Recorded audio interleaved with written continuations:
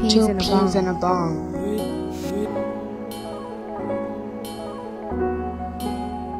Two peas in a bong. Two peas in a bong.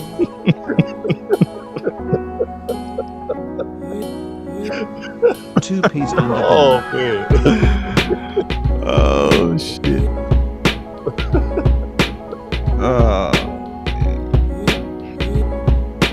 Two peas and a bong. Two peas in a bong.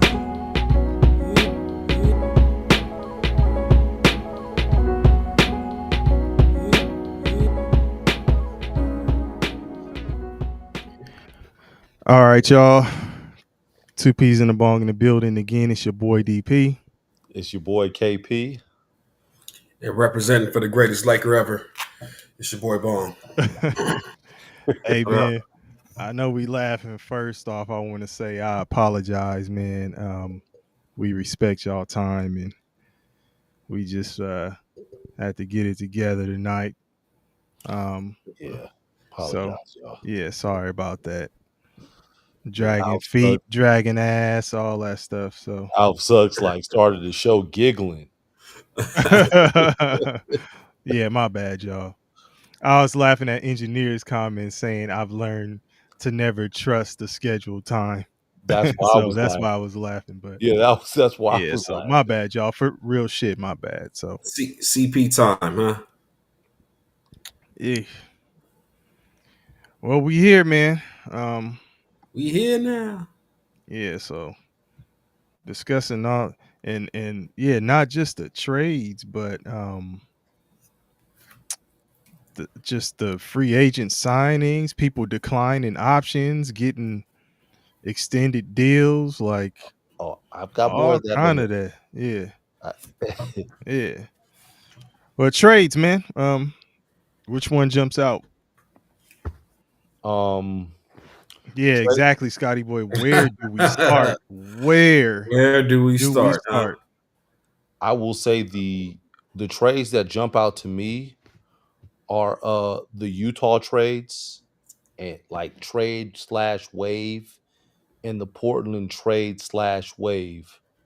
And the only reason those jump out to me first is because now their draft picks make a lot more sense and what they Okay, I can see that. And shit, Alf sucks at mock drafts.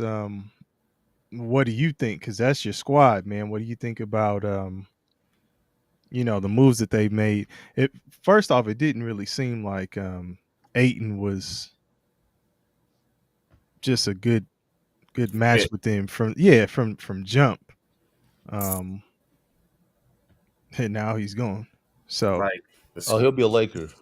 you think it's so? crazy. Absolutely. Is It's that the kind of center y'all need? Go ahead, Bong. My bad. You said it's crazy. Nah, go ahead. No, I was just asking it.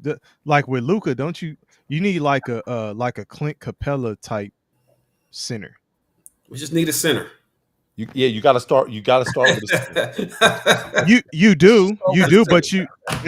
but you have centers that you don't play. I understand. We can't be choosy right now, though. Like we've got to start here because we could get him on the low. Look at Scotty Boy. Scotty Boy starting some shit with engineer. Don't do that, Scotty Boy. Don't do that to engineer. Man, yeah, Aiton wasn't. It's so crazy to think about where Aiton was a few years ago, right? He's on his trajectory was going up. When he was with Chris Paul, he signs the big deal with Phoenix. You remember they used to do all the little funny ass dances in the locker room and shit, and all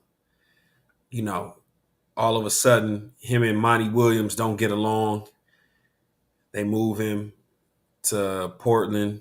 And I guess when you're not on a contender, you kind of fall into this abyss where it's like, it's irrelevance, kind of, right? So like you went from being like the guy, like one of the guys, because he was like at one up point and coming. Yeah, he was, but he was on his team at the time. He was a top 3 player on the team. Like it was like D Book, Chris Paul, and Ayton. That was the big 3. In and again, I'm saying big In 3 their terms, I got exactly. you. Just Yeah. in teams terms, there's no such. There aren't too many big 3s, but that was the big 3 in Phoenix. Ayton, Chris Paul, and D Book, and he has a fallout with the coach. He goes to the abyss in Portland where they're not really contending, and all of a sudden, I stopped hearing about him. He had kind of fell off my radar because, again, Portland's not contending. They're I don't know what they were doing, but damn, that's just crazy to see how, what I'm saying, somebody's the shine on somebody's diamond can just over just like the course of like 3 years Mm-hmm. can just fade like that, which is wild. Yeah, It's not a diamond anymore. those manufactured diamonds. He said, The cubic it's zirconium a now. cubic, huh? Yeah. Jesus. The Jeez. CZs. That's that Claire special. That's that Claire special. Go get you The 8 weird thing studs. about Ayton The was, Jackson chain. and I guess we should have knew then, like his first year in Portland. I don't know if y'all remember, he missed a game because he got stranded in his driveway. It was like Yeah. snow and Well, ice. so they say. Yeah, they said he got stranded in the driveway Yeah. and couldn't go to the game, so he had to take a DMP and stay home. Yeah, that's Literally watching the game on the couch. Yeah. That should have foreshadowed the future right there. yeah. As That to just how things spelled were gonna I go. ain't fucking with this shit. I don't want to be here. That was written all over that. Yeah. Like, come on. Yeah. If that was number 8, Bong, they No. go into that bitch with the snow plow and Yeah. Yeah. clearing the roadways, Hey, doing listen. whatever. Honestly, He might have had his own snow plow. hey, Like, listen. Let's keep it a buck. Rest in peace, Kobe. But when he died, that motherfucker was forcing a pilot to fly through inclement weather to get them to a basketball game.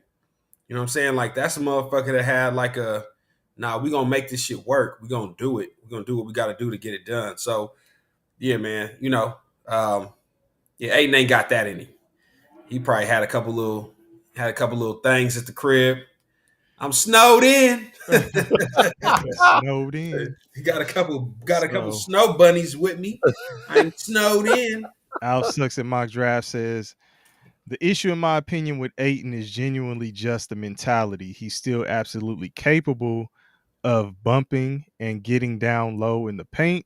He just hasn't for the past 2 years. Yeah, Nikola Jokic stole his heart in that series where the Suns played Denver, right? But like his last series with the Suns, Ayton was not the same and didn't want to battle with Nikola Jokic. I don't know if Nikola Jokic was too sweaty, if he was stinking, if he was breathing on him the wrong. I don't know. But Ayton was like, I don't want any parts of this. And it was clear. It was like he checked out. And I don't think it was that. I think again, Ayton was happy in Phoenix. Like he was happy to be a Phoenix Sun. And as soon as he got paid, his internal conflict with Monty Williams just made him a disgruntled employee, right? So think about it when you're a disgruntled employee, like you don't want to be there so much so that it's like, man, I don't give a fuck. I'll take the next job. It don't matter what the next job is as long as y'all gonna pay me. Mm-hmm. But get me the fuck out of here. So in his haste to get out of Phoenix, where he really wanted to be, if they could have made it work, now you go to a situation in Portland where you're not competing. You know what I'm saying? You guys aren't title contenders or whatever, and there's no who was the leader over there? CJ McCollum? Like, was he like until he didn't last very long after they got Lillard out of there because then he was off to New Right. Orleans shortly after. So you there with a bunch of young. They rebuilding. They got a bunch of young guys. They got Scoot over there. They're going to build around him, and it's like there was no leadership to kind of like bring you in and just like kind of, hey man, it's going to be cool. We're gonna get it But right over here. but Bong, what does that say about Aiton and his game? Does it say that you can't build around him? He's not a number one guy. You know what I'm saying? Like Yeah, no, he's if you definitely not a don't, number one. yeah, but I'm saying that you would think in the trade. So Al Sucks in mock drafts earlier said he wasn't cool with Aiton being the main guy that Portland was getting in the deal to ship, you know, Lillard off. So if you bring Aiton in there, does it kill any inkling of an idea that, hey man, you're a max guy, like you're a main centerpiece. We can build around you. And Yeah, I mean, and it just didn't work out. Hey, Chris Darter. Yeah, I remember when Chris Paul thought he had one, man. Hey, it's like that commercial where the old guy got the fishing rod. Ah! Yeah, you almost had it. gotta be You quicker than that. Gotta be quicker than that. Yeah. Chris Paul said, I'm addicted to going to the NBA Finals. I'm addicted. Yo, It has never been back. dude. My boy Scotty Boy said, "Why the fuck are we talking about Aiton bum ass?" We can move it along, man. There's a lot of things that happened today. I think one of the, I mean, obviously your boy Jaren Jackson, he got his money from Memphis, I right? expected that. But I think he lost out on something. He lost out on more money because he didn't make an All NBA team last year. They gave him the jaw treatment, huh? Yeah, I was about to say that seems to be a team thing. Memphis Grizzlies. Yeah. So, but again, I think Houston. I said in the Discord that Houston's going for it. They pried Dorian Finney-Smith away from the Lakers on a 4-year, $53 million deal. I think that's great value for a 3-and-D guy. I don't know how I like that. I don't know how much I like that deal. He's just a piece at this point. It's not that, Bong. It's that you already have a bunch of wings. You have too many wings. So now, like, who? I keep asking the question: who are you trading? Yeah, and I mean, what is Finney-Smith getting? Like $55 million. That's 53. Yeah, 53. Okay, because For 4 years, so a little under, like 16. You have Durant. You might as well call him. He's a wing. You have Thompson. You've got Jabari Smith, who just got paid. You've got Tari Eason. You've got Cam Whitmore. But again, I think. Oh wait, 53, right? 53. Okay, 4 years, 53. So yeah, no, he getting like 12 to. And he's just a guy. So when you look at OKC, there's something to be said about being able to hit motherfuckers with waves, like waves and waves of players. Like Dorian Finney-Smith may only get 12 minutes a game, but when you come in, hey, we know that he's athletic. He gonna D you up, pause if necessary, and if you give him a spot up, 3 in the corner, he can make a 3.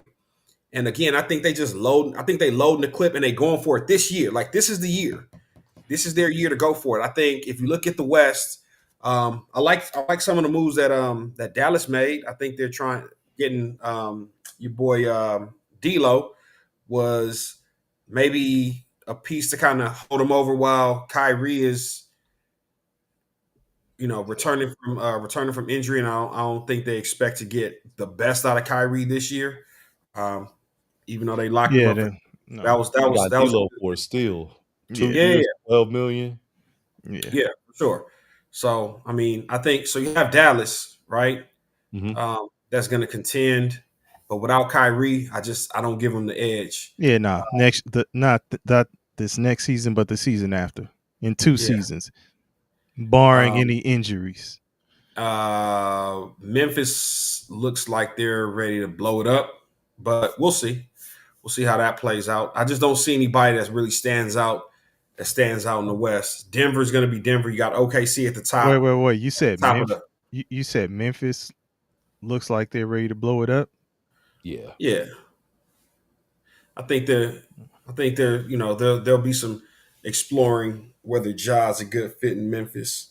Well, I know that I saw something where it was talking about Anthony, that Cole Anthony was restructuring something with front Yeah, office to help with Jaron Jackson Jr. in and then his so he con. can get out, and then Absolutely. So he yeah, can go somewhere else. and so he'll go somewhere else as well. So Yeah. I, yeah, I man, think Yeah, so I think an underrated pickup that is really going to help somebody is Jordan Clarkson from the Utah Jazz that he's just still got waived. floating. Yep, just got bought And out. Clippers. three teams that I could see him going to. Clippers. I can't see him going to the Clippers, but Clippers. I could see him going to Denver. That'll I be a could good see him. look. I could see him going to New York, Why can't you see him going to the Clippers? or I What's could, the third team? or I could see him going to Cleveland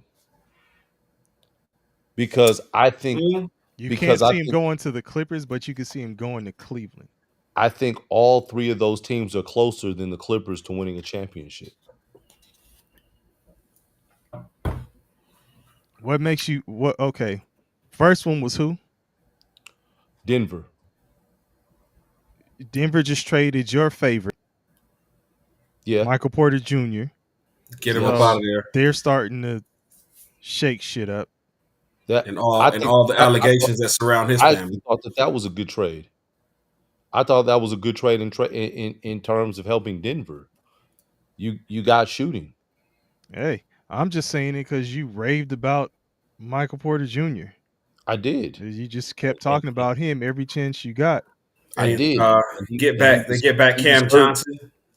and didn't do well in the playoffs, and they got off of him. Yeah, but now I mean that was when we were saying that you were like he's injured. Was he But not okay. injured? Yeah, he was, but I'm saying like, but now Yeah. you're I mean, using that to say get rid of him. He didn't but I'm play saying well. But even back with then when we were e- talking during the playoffs, you were like, but he's injured. even with him injured, they took OKC to 7 games. That's So the team. But I'm talking about yeah, Michael I'm Porter saying Jr. so, but I'm saying they're close to being contenders. So they Okay. traded him. He didn't give you much, and they were still right there. You've just upgraded that position. And now who else did you lose? You didn't lose anybody else. You're gonna get a healthy Aaron Gordon who was injured coming down the stretch, so he didn't give you anything. In the final game, he gave you valiant effort. They just needed a little bit more outside shooting. Jordan Clarkson could give them that. You just got Kim Johnson. Johnson. Yeah. I'm saying Jordan Clarkson's coming off the bench. Cam Johnson is starting. But you Okay. got to have somebody in that second unit that can come in and get some buckets. And Okay. and you don't know what you're going to do with Russell S- Westbrook if s- he's resigning or not. Okay, so for them, Mhm. it has to be just that is because your point is just that because you think they're closer to contention than the Clippers. Yes. Because Jordan Clarkson would make the Clippers closer to contention, in my opinion. If you bring somebody, because they need somebody like him, the same reasons that you're using for Denver is the same reasons that the Clippers would need Jordan Clarkson. But I started off by saying I think that those teams are closer in No, contention. I know, Oh, but okay. but you also said you don't see him being a good fit with the Clippers. I didn't mean that. I Okay. just meant, Okay. like, All right. I Cool. see it 'Cause closer. Yeah, all right. I just meant he was looking. I think that they're closer to All being right. contenders. Cool. So, I think Houston's going for it, and they have a shot.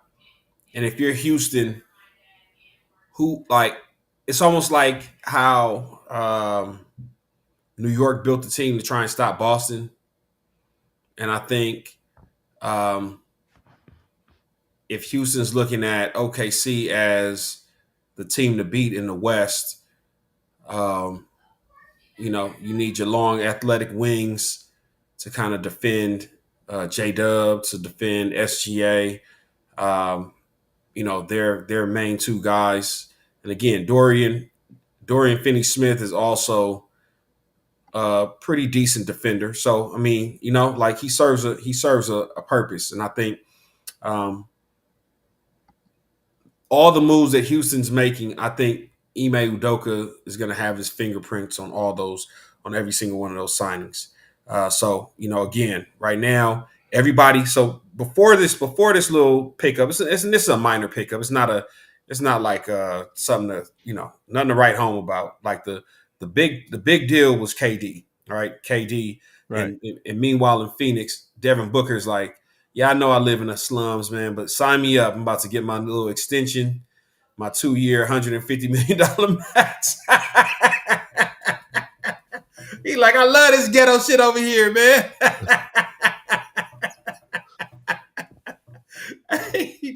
But so I think right now it's OKC at the top. Then you got Yeah. Houston. The Lakers already told LeBron, fuck off. Hey, what old boy saying? They got Capella too. Oh, Houston. Yep. Yeah. And Scotty Boy. Not only did they get Capella, they signed Steven Adams too. He re-signed. So, Yeah, I mean, like I said, they but just covering all their Bong, wait, bases. you was saying who? Hey, the Lakers did did LeBron like Jerome did old boy in Snowfall. Now get out of here and take that bullshit with you. Hey, LeBron talking about, yeah, man, I'm trying to chase a championship. Hey, man, get out of here and take your little son with you too, man. Hey, man. Hey. So, are we ready to talk about the LeBron shit? Let's talk about it, man. 'Cause I'm happy. I'm happy, man. well, Get your ass out of here, bro. you think so? Get your ass out of here, bro. Go. Is he gone? Get your ass out of here, bro. Is he gone? We'll be fine without him. Is he gonna go though? We'll be No, fine I don't without think him. he's going. Pump faking like we need him. So he got y'all in a chokehold, basically. No, we don't. Yeah, he does. Oh no, it's Yes, two he hands around the does. throat. Why would you not think so, Bong? Two hands around the throat with that so extension. he exercised. Yeah, he exercised that. It's a player option, right? He exercised the option. Okay. $52 million. He's doing what Jordan did, basically. He trying to do the re-up every year. So he's got the $52 million option. That's taking up a huge chunk. To take that money, and just from a player's perspective, and I'm not, KP always says, he ain't trying to pocket watch and all that. I don't either. You know what I'm saying? But it's out there. You can't, it's almost like talking out of two sides of your mouth, right? If you say, now build a championship team, when you already know you taking that 52 mil is gonna hurt their chances of doing that. Like, and I think, they can't pay for anybody. What I think he's trying to do is get traded. To where? You ain't going to Cleveland. You not gonna get. Listen, Cleveland does not want to break up their young squad, I don't think, to bring LeBron James back to be the leader of the team. Like, you're gonna basically stifle whatever growth that team is gonna have. KP says he thinks they're on the verge. Hey, He named Cleveland as one of the people, if they get Jordan Clarkson, as one of the teams that could be closer to contention. Send him to New York, man. Bring us back some picks. But Bong, what I was That's saying, not good enough. what I was about to say What I'm is, saying is, oh, go ahead, DP. what I was about to say is, he not gonna get the farewell tour that Kobe got in L.A. You can forget it. That shit's not happening, right? So if you're searching for that, where do you get it at this point in your career? Cleveland. A brand new team? You get it with Cleveland. But would Cleveland do that? That's what I'm saying. It's like, Yeah. how's it really going to go down for him? And again, you know that it's that everything that's being done right now is just market manipulation by Rich Paul and LeBron James. So whatever they have planned as far as what they plan to do, I have no doubt in my mind that the Savannah James quote that was accidentally leaked, manufactured. Watch your mouth, engineer. That was manufactured at this dinner in New York. Yeah. Like, oh, you need to retire soon. And then after that, Rich Paul comes out and he makes a statement. And we know the Lakers are looking towards the future and this, that, and the third. I think they want LeBron to be, and this is almost like a delayed version of that KD situation in Golden State, where KD felt like, I'm not homegrown and y'all motherfuckers don't respect me as such, right? And I feel a way about that. And I think LeBron feels like, for what it's worth, say what you will about the 2020 bubble championship and how valuable or invaluable it was. I brought relevance to this team when you guys had a void and you guys treating me like shit, right? And I would say, as a fan of the Lakers, no, motherfucker, we drafted Bronny. That's the first thing that lets you know that we didn't treat you like shit because he didn't deserve to be on the roster. And if you decide that you want to leave, I just hope that the package includes Bronny so that y'all can go together wherever your next destination is. If that's Cleveland, so be it. You know it would. And all I'm saying, Bong, so one of the things you said, because you brought up the bubble championship, like, LeBron is one of the greatest to ever play the game of basketball. Yeah, a savant. And even with that being said, he will never be considered the greatest Laker of all time. No, it won't. So it's like, it's like he's put himself in a position where something else is going to overshadow what he's doing. His legacy. Yeah, exactly. So, and that's what I'm saying. Like, what do you do at this point? And like, because you got to try to get you another title, because if you win one at this age, it's like, damn, it's the equivalent to a Brady in the NFL. Like, damn, he came back, he did it. Nobody expected him to do it at 40 something. It's a fuck you to the Lakers, right? I think he has to win another one. And if he doesn't, what does that do? I mean, and like engineer said too, like he said, this is the point I was going to talk about. You can't have the money and then complain about supporting talent. Like, yeah, where do you go from here with the Lakers? Where do you go from here with LeBron? What's the real next move? So for me, I'll continue to say this, and we had this discussion, was about maybe like a year ago. LeBron is a mercenary. He's the NBA's greatest hired gun. If you need a chip, right? He left Cleveland the first time around, where he would have been, and say what you will about him coming back to Cleveland and winning the championship, and it was all great. It would have been better had you been the native son. You stayed home like a Giannis. It's even greater than Giannis because you're from Ohio. You're from Ohio. You get drafted to the Cleveland team. You had chances. You made runs your first time. It just never panned out, and you got tired, and you were chasing that legacy more than you were chasing your individual legacy over being a lifelong Cleveland Cavalier because they had no true legacy, right? Like the Cleveland Cavaliers are not like one of the blue bloods of the No, NBA, no, no, right? no. So you said, "Fuck that shit! I'm about to go chase these rings, a la Kevin Durant. Yeah. Go to Miami. You take care of that." And I think the only difference between him and KD is that LeBron did a better job of navigating like where his, like where I want to go next. Like I'm going to go here and I'm going to have this much control and I'm going to add these pieces over here in Cleveland. He knew already that he didn't want, who was over there already when he was there? Wiggins. He knew he didn't want Wiggins, right? Everything he did was so scripted and crafted.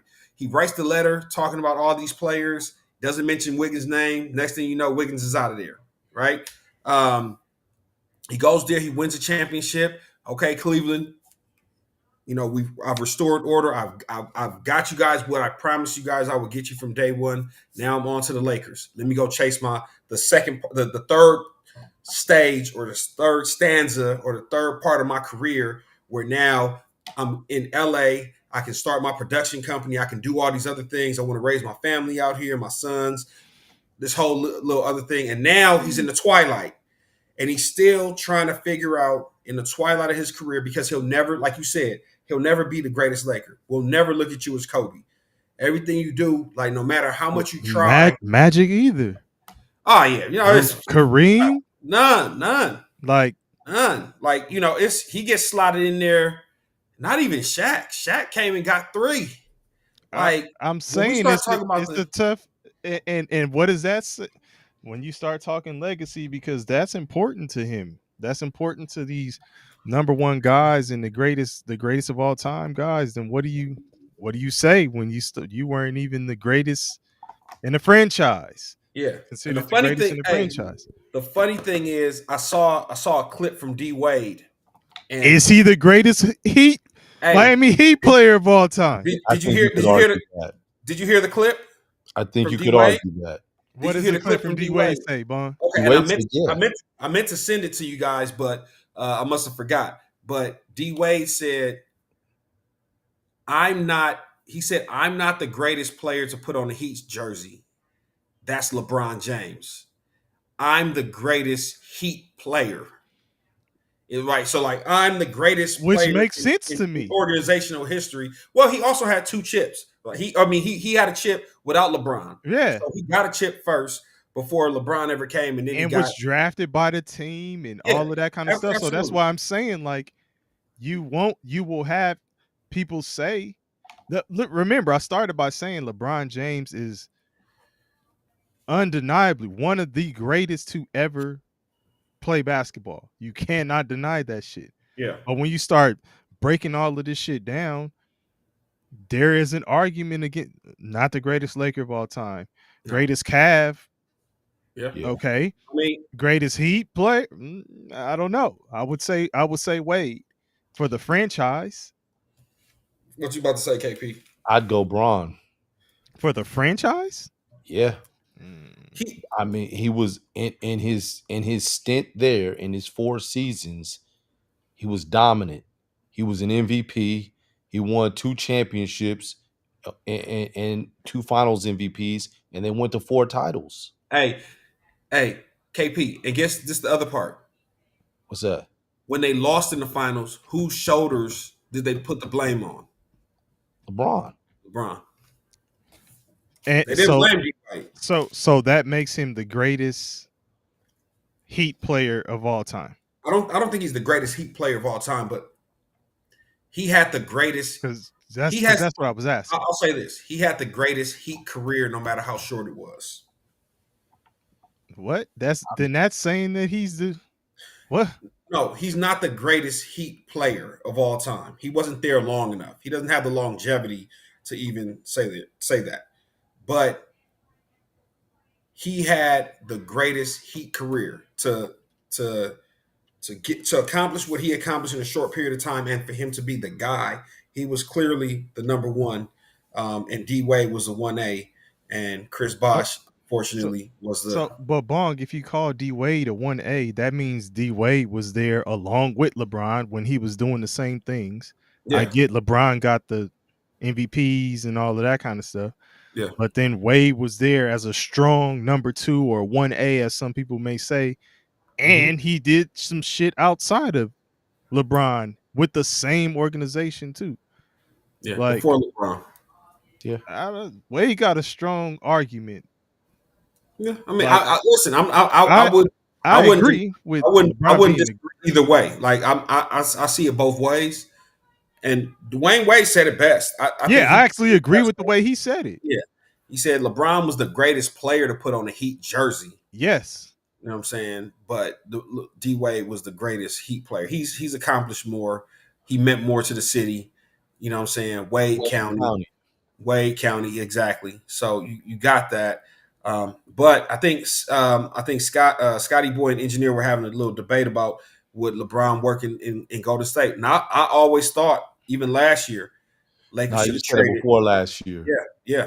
I think that that would have been that right there would be a way to cap his career because what he what he lacks in the fourth quarter down the stretch, you can get from Curry, right?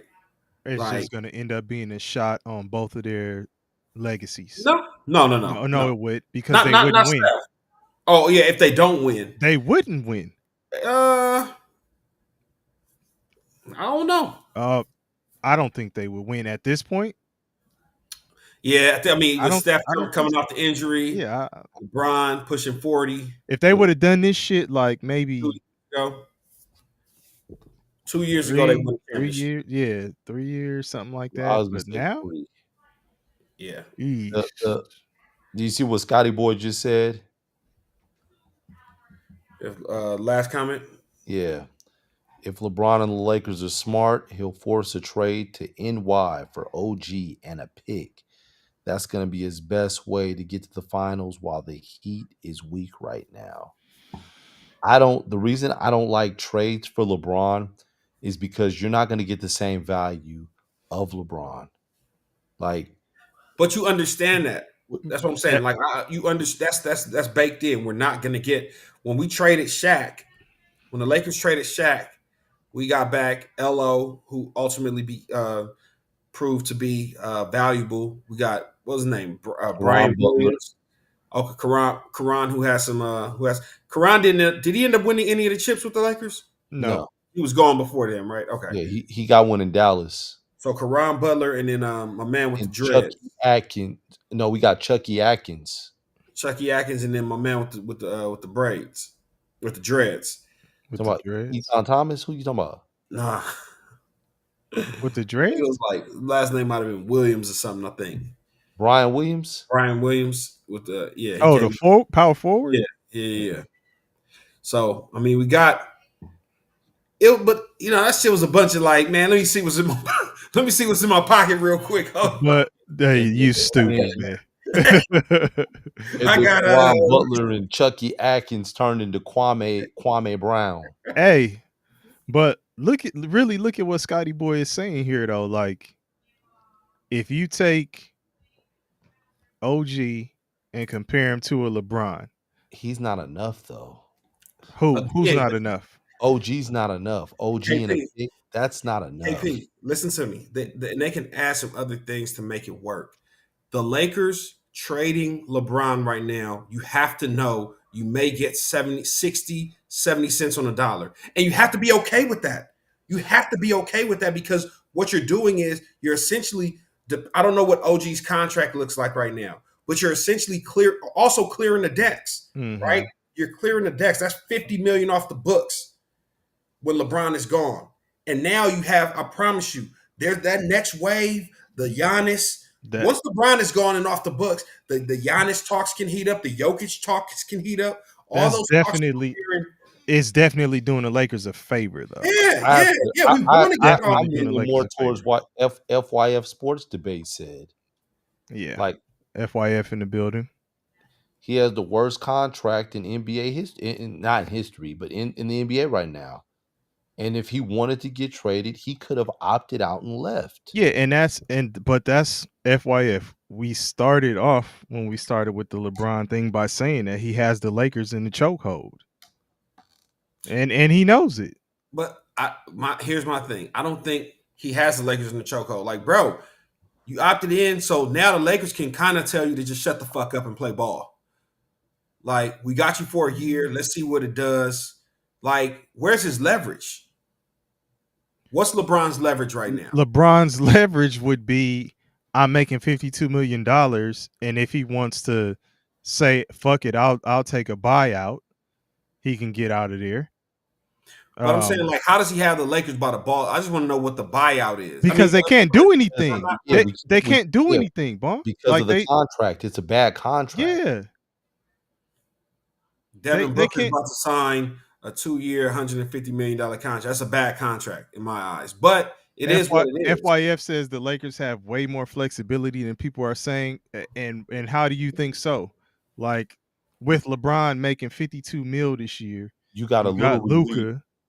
You got a little relief because Dorian Finney-Smith didn't re-sign.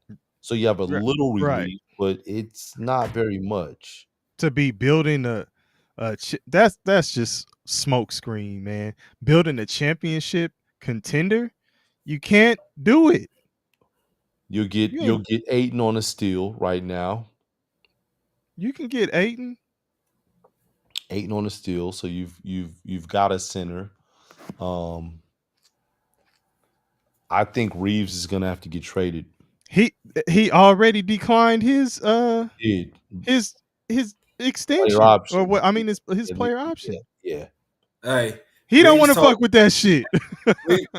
Reeves told him like that, like the pastor told him, close the doors. I got more money than that, baby. Close the door. Hold the door. Hold the door. Shit, I need my money. I need my money, man. Nah, but the fact that everybody is like, look, okay, so LeBron opts in, right? Mm-hmm.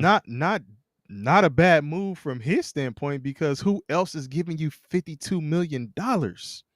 Yeah. Nigga, I'm opting in too. Yeah. But then you can't. That's somebody that knows. But that's somebody, DP, that knows that they don't have a play. Right, like, but I'm saying then you can't come on the back end. The thing is, Bong, it's the shit that LeBron has been doing. Nobody ever really says it's about the money, right? Mm-hmm. It's about legacy, winning championships, and all of that stuff. Can you make this type of move and still say that? That's all that's what I'm asking. Can you make this type of move and still say it's about legacy, winning championships? This is a money move. Mm-hmm. Let's see what FYF is saying. Giving us some financial breakdowns. Traded player exceptions. Currently, they have 5 unused trade exceptions, approximately 1.9 million, 4.7, 5.9, 6.3, 16.9. Then they also have non-player taxpayer mid-level exception. Non-taxpayer mid-level exception up to 14.1 available since they're below the tax apron. 19.7 million under the first apron, meaning they can still use certain exceptions without triggering restrictions. And then Rob Pelinka just needs to get to work and be a talk GM, a real GM, he's saying. Rob Pelinka just needs to get to work and be a real GM. And basically that's and they have that money because Dorian Finney-Smith didn't re-sign with the Lakers. So that's where they went under. Yeah, I mean, okay. Flexibility for what type of player, FYF? Who do you bring in? I'm taking Ayton. I'm getting Ayton on the steal. You bring Ayton, but then what do you do with the money you think is freed up? Let's see who's still free out there. Give me a second. I'm trading. It can't be a trade. I'm trading Austin Reeves. Okay. So you have on the market right now Aiton, Horford, Bobo, Miles Turner, Bagley, Chris Paul. I mean, after that, it kind of Clarkson, Precious Achua. Would Clarkson go back to the Lakers? No, You don't think so? no, I think he'd go to the clip show before he goes to the Lakers. Probably ended because bad. it's if he goes back to the Lakers, he's handcuffed. He can't play he can't Yeah. play the way he would normally play. He's got to fit in with LeBron and Luca. So it No, may be we're talking about what moves can you make. I'm saying get off of LeBron. and it says To- FYF said Clarkson already committed to the Knicks. oh, he Wow. did. Okay, I didn't see that he did. All right. Okay. Good luck with that. Um, I don't know. I'm still like, what do you do? Like, as far as the players that are out there, is Reeves opts out, right? Hmm. Um, Which means you really got to trade him. right. Yeah, you really got to trade him. He's got to go. Not necessarily, man. Again, He opted out. He doesn't want to be there. no, You can't let him. no. You can't say I think he because just somebody wants a doesn't want longer deal. exactly just because they don't balk at the first offer that the Lakers throw at you that he doesn't want to be here. No, he's playing. He's negotiating, especially knowing that I have new ownership. I got some new money that's in here that's motivated to win. Like, go dig a little deeper into them pockets and bring me back something better. It's the art of negotiation. Now, we got it so fucked up that now, if a motherfucker say decline the offer, he don't want to be here. Hell nah. I'm just saying, sir, I think my value is more than what you're offering me. So go take your two nickels. Nah, he's Hey. he's overplaying his hand. Bo's available. Al Horford's available. Miles Turner's available. I'm just naming people available. I'm not saying that they're gonna get they're gonna get him. The closest one I like is Miles Turner. But Miles Turner is not even he's not a rim protector. And he shoots a lot of jumpers. Yep. Tristan Thompson's available. Thank you, FYF. Thomas Bryant's He available. says can't trade Reeves. His contract as is way too low. He only opted out as a formality. The Lakers didn't plan for him to accept. Again, it's just negotiation. That's all it is. We can't say. You think Austin Reeves don't want to be in LA? You don't think he loves being I in don't LA? know. I honestly don't know. The Scotty boy say, in other words, Lakers are fucked. Again, like, is LeBron like? I don't understand what LeBron's threats are. Like, are you going to sit out half the season with so miscellaneous injuries as a way to tell as a fuck you to the Lakers? Nah, he wouldn't. Do Okay, that. so just if you opted in, play ball, and we will dictate. Like, you're not at the age and stage of your career where you can make those decisions that you could have made 5 years ago, even 4 years ago or 3 years ago. Right now, you're opting in. You're gonna get your money. This will probably be your last year, and we did you a solid by bringing on your son. So our debt to you has been paid. So FYF just answered what I was looking for. Because I'm like, who do you trade for? Like, what can you get with that level of bread that's available, right? And he's saying Herb Jones is available via trade. That would be the best player to get since Ayton is in the bag. He's talking, and I think the player he's talking about is Jake LaRavia. He said he's the one. He's saying that he's just like Dorian Finney-Smith. Lakers just signed him to a 2-year, $12 million deal. He was Come with on, man. he was with the Kings last year. I mean, I his name didn't really jump off Right. the page to me, but you know, To He had a anybody good but the college career. He Lakers. just hasn't got a shot in the pros. Okay, well, But I don't know if he's here's your just like shot then. Dorian Finney-Smith though. I'm not gonna say that. there's a lot of there was a lot of discourse about LeBron going on the podcast with Steve Nash a couple weeks ago, or I don't know, it was a couple weeks ago, and talking about how ring culture is so unfair and how, like, you shouldn't be your career or your legacy shouldn't be determined by a ring. And then now Yeah, why are you him and Rich Paul are saying that he wants to make one more run at another ring. right? Like what is it? Double talking, man. Hey, man, Double talking, that's man. just like, yeah, and that's what I was saying. Double talking. When we started this conversation, is double talking. Just like they tried to rewrite history and say, Chris Bosh wasn't making Miami a big three. Yeah. Like, what the fuck are we talking about? I think Rich Paul, man, he's got his hooks in the NBA, man. I saw him.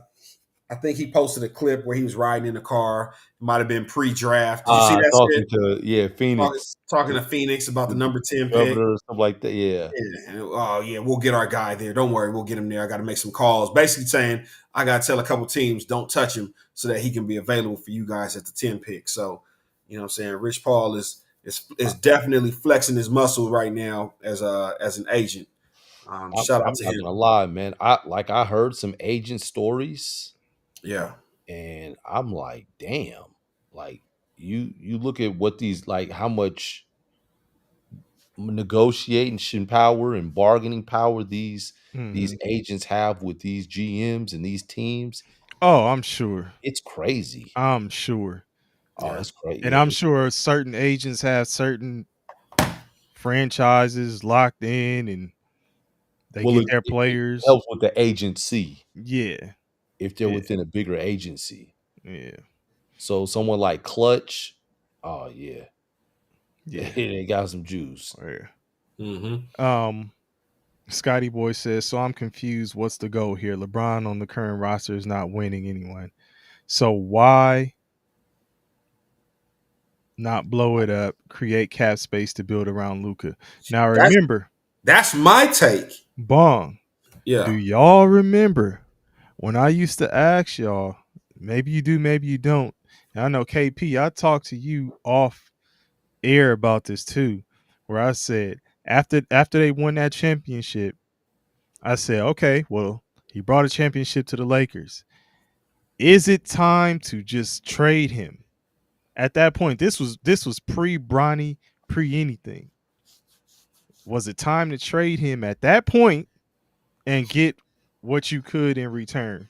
Like send him somewhere where he's comfortable with, and you get what you get. The funny thing is, I'll never know why. Well, I mean, I know why D Howard just didn't work out with the Lakers after the bubble. Him and AD couldn't see eye to eye. But I really believe that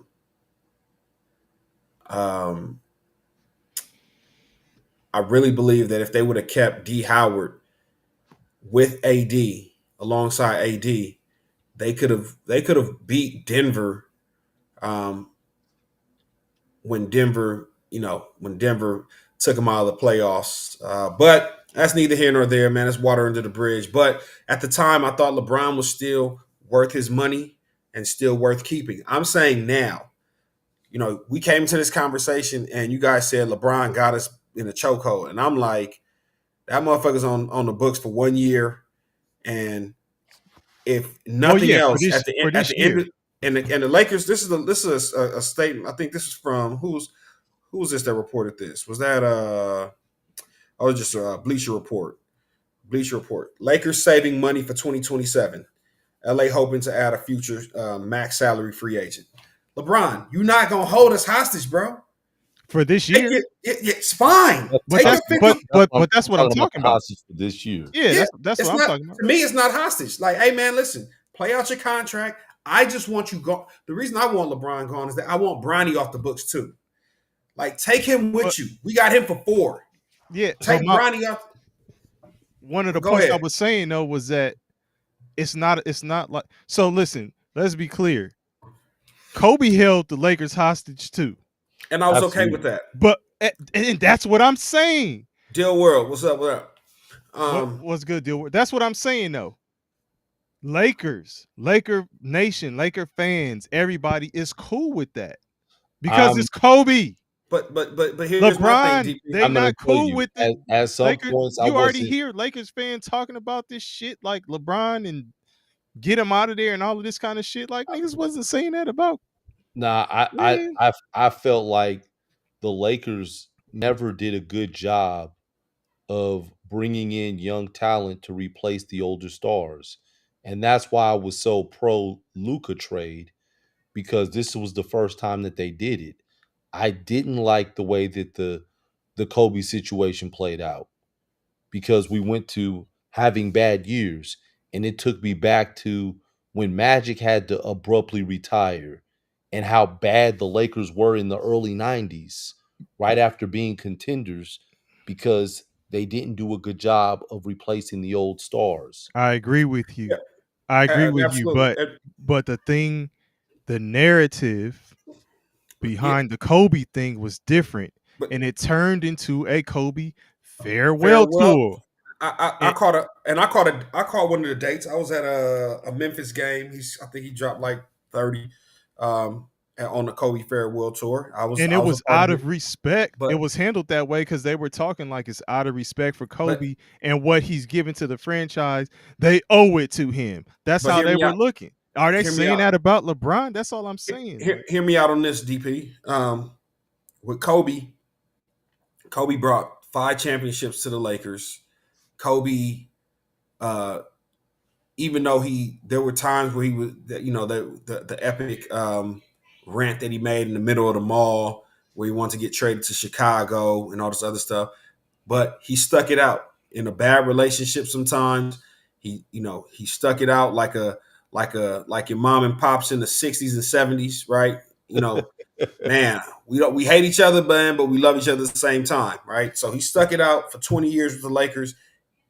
That's why I had no problem with the way it ended with Kobe.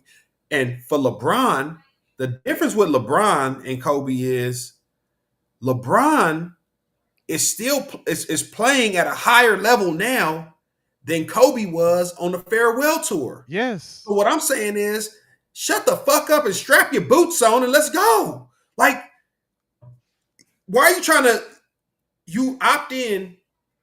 Let's say LeBron doesn't opt in yet. He hasn't opted in yet, right? And he wants to talk slick with him and Rich Paul, talking about, we know the Lakers want to go young and looking. And it almost seems like, nigga, was you trying to get another couple years out of us? Was that the play? That if you're not going to sign us for 2 more years, 2 more bad contract years, we want to take our ball and go somewhere else? Because that's what it sounds like to me. Like he's posturing like he wants another couple years or another year to, you know what I'm saying? Like, that's what it sounds like. And I'm saying, I think the Lakers have probably privately told him, your services are no longer needed in the community, my guy. I don't think they're saying that. I think they're saying it's not going to be on your terms. Like, hey, we could still use you. New ownership is saying, like, you were still playing at a high level. You bring a lot to the game. You bring a lot to a team.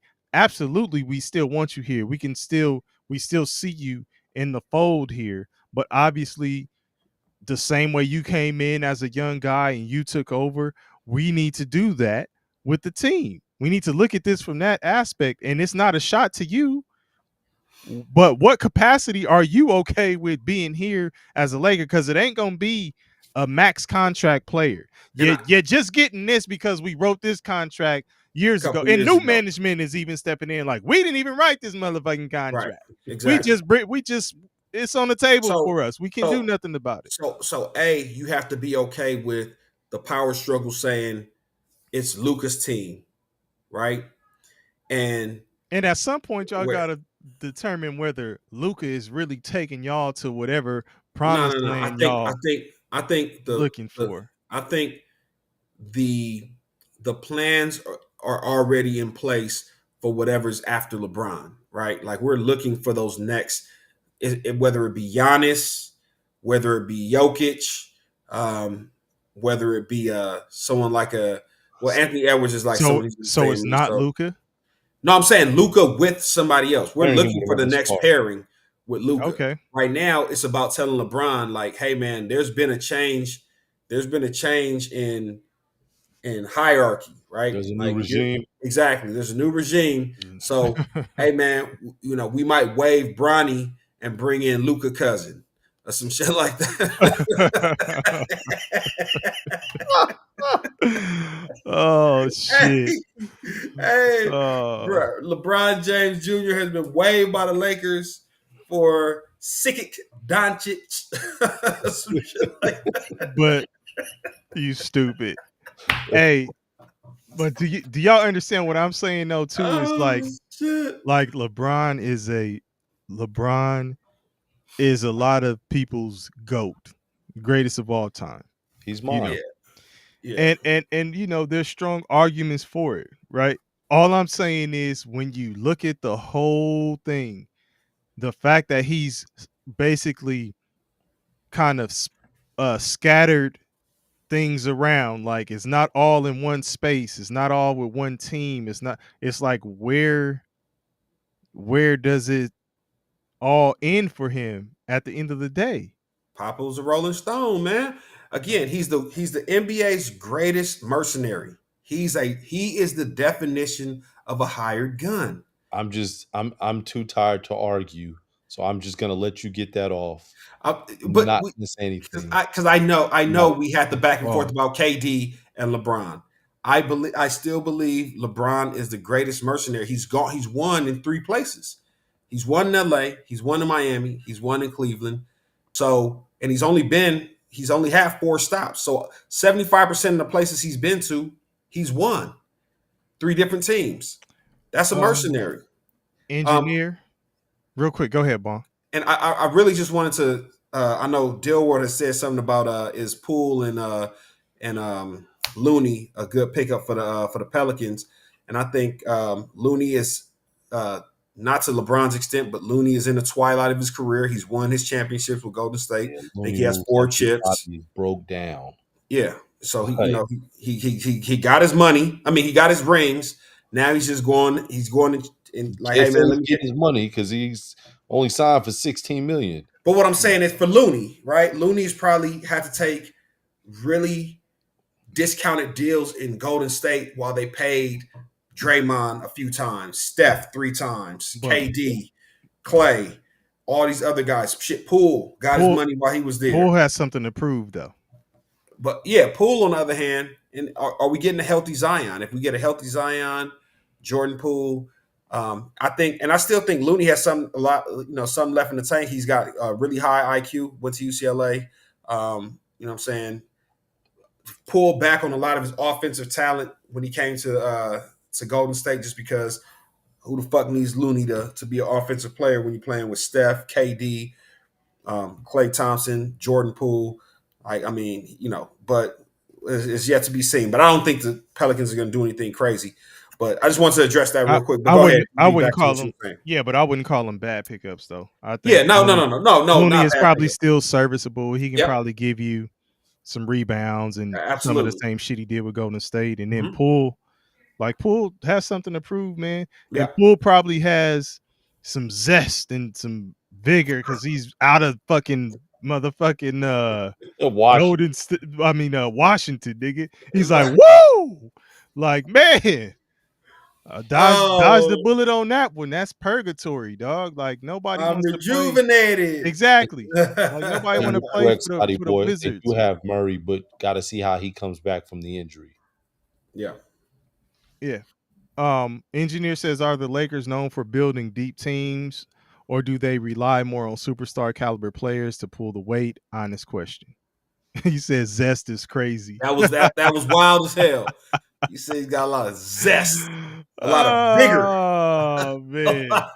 a lot of vigor. Yeah, Oh my yeah. goodness. He's like, man, Go I'm ahead, The KP. Lakers don't play feeling deep. zestfully clean, man. They rely on superstar caliber Yeah, to pull their weight. absolutely. It, It's it's always been. it's LA is star studded, Yep. and so now you don't have to have a deep team in a star studded big market place with a franchise like the Lakers. Yeah. I mean, but historically they've had some though. In the The Lakers, 80s, yeah. the Lakers Yeah. have been I mean, able I'm to. saying I'm like shit. before all this salary cap and all that stuff. Yeah. The Lakers have been able to draft, well, not draft, but draft. So Kobe, they didn't draft him, but Oh no, you they talking about drafted Bill World? Magic and Worthy, Bill World. Yeah, mysterious. drafted exactly. Bill World Drafted said he Magic went Worthy. from purgatory straight Straight to purgatory. Do not pass go. Do not collect $200. Oh Went straight to shit. purgatory, Monopoly style. Shit, dragging his ass with the baton. Ain't got no chance cards or nothing. Can't Nothing. do shit. Nothing. Do No. not pass go, motherfucker. But Oh shit. yeah, man. So I mean, we'll see, man. I don't think the Lakers are in a bad position with LeBron. I think LeBron is posturing to get the Lakers in a bad position or in a worse position than they already are. And I just think that let's let it play out. LeBron, if you're gonna play this year. If you want to get traded, find us a destination, get us 70 cents on a dollar, and we can make it happen. Can't happen, man. What can't Not happen? to a contender. But what I'm saying is, You said LeBron, LeBron find a destination. Yeah. You can't. yeah. Not that's gonna absorb that shit. Hey, him and Rich Paul, the merchant, you know what I'm saying, the money merchant. And KP, I know you gotta tip out because you got an early morning tomorrow, man. So I wanna address this thing that Scotty Boy just said right before. okay, go for it. Let me ask y'all this. Do you think the Lakers were better off with Kawhi these past years instead of LeBron? Remember, Kawhi was supposed to go there till LeBron signed. He was supposed to sign after LeBron. So he was gonna be teamed up with LeBron. And it was pulled the wool out. Exactly. Yeah. He pulled but the do I carpet think out from they're under. better off? I think they're better off with LeBron because LeBron did win a championship with the Lakers, and he has played more seasons and has been healthy longer. Kawhi, you don't know how many games he's going to play in a season, and if he is healthy, if he's going to be on load management. So yeah, I mean, but So the difference between LeBron and Kawhi is KP and DP say that LeBron has the Lakers in a chokehold. For you UFC fans, Kawhi would have had the Lakers in a rear naked chokehold. All right, so that means cut the lights off, motherfuckers' eyes rolling to the back of their head, like all that shit. Hell nah. I did not know. Don't give me any Kawhi business. I'm out of the Kawhi business. And we don't care if you tap, I'm still holding on. Right, exactly. Eyes bugged out. Nah. Like, nah. The Kawhi business is bad business. Especially looking at the production. Yeah. Or sure. I'm not gonna even say production, availability, because his production is cool when he plays. It's just his availability. Yeah. Like looking at his injury status and all that stuff. That shit with the Clippers, like, what did the Clippers really get out of that? Like, nothing. Hey, man, I know are we DP, we gonna keep this one, we keeping it short today. I know KP got to. Yeah, y'all keep going. Keep the show going, man. I like what y'all doing. Keep it going. Because I just wanted to make a little side note, and before you dip out, KP too. Are you ready to have a discussion about the fact that Paige might be better than your girl, the princess that was promised, Caitlin Clark? Whew. She cooking. She's cooking. She cooking. Starter, all-star starter. So here's my thing. I think, and I'll continue to trumpet this. Caitlin Clark is the all things, all planets aligned at the same time to create a moment that catapulted her into this supernova status that has us looking at her like she's better than what she actually is. Like the WNBA is literally being built on her back, and it's all over an interaction with Angel Reese, and we know I think it's more racial than anything else. Exactly. She was the top vote getter, even though she's shooting less than 30% from three this year. She's a turnover machine, defensive liability, but everybody's saying that she's the greatest women's basketball player ever. Nah, everyone's not saying it. There's a Man. lot of people who AP's say not she's saying on her way to being her trajectory is the GOAT, is what a lot of people AP's have not been saying. saying it. Look at Scotty Boy. Scotty Boy tell me don't do that. Hey, listen, man, I'm looking at but then I would ask too, Bong, is it for all those things that you said, you know, the league being built on her back and all the expectations, is it the way that those are set and the way that you look at it, does that bring more scrutiny? And could it be that you're saying that she ain't as good as as people play her out to be just because all these things are happening, but she really does have game too? There's no scrutiny. I mean, if the screw. Well, you just gave some. I'm saying I'm from saying from the I'm from in the the side of what you're just giving. I'm in a minority.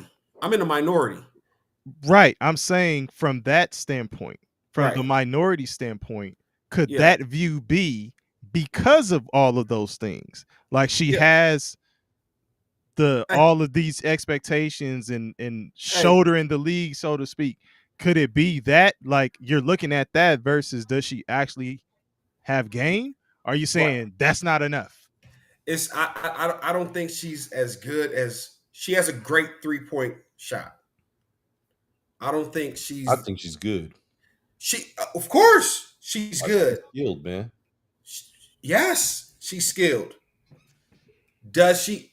They just released a Kobe player edition, a Caitlin Clark player edition Kobe today. That shit obviously sold out immediately. Bitch been in the league 2 years. Damn. You got the Kobe PE already? Why she got to be a B, dog? God. You got the Kobe PE already? I mean, no, it's again. I get you haven't done. I don't think she's done enough to get a lot of. No, and I hear what you're saying. That's also the business side of basketball, though. Like they want a white female athlete, American athlete, just like they want a white male athlete to excel at the game of basketball. And so they feel like they have that in Caitlin Clark, and they're pushing it, and she's already got a fan base behind her from Iowa, and it's selling. It's about generating money and selling, man. Scotty Boy riding regardless. The potential was there. She's going through a sophomore slump. Nothing big. Nothing big. Don't do that, Scotty Boy. You told me don't do that. Don't do that.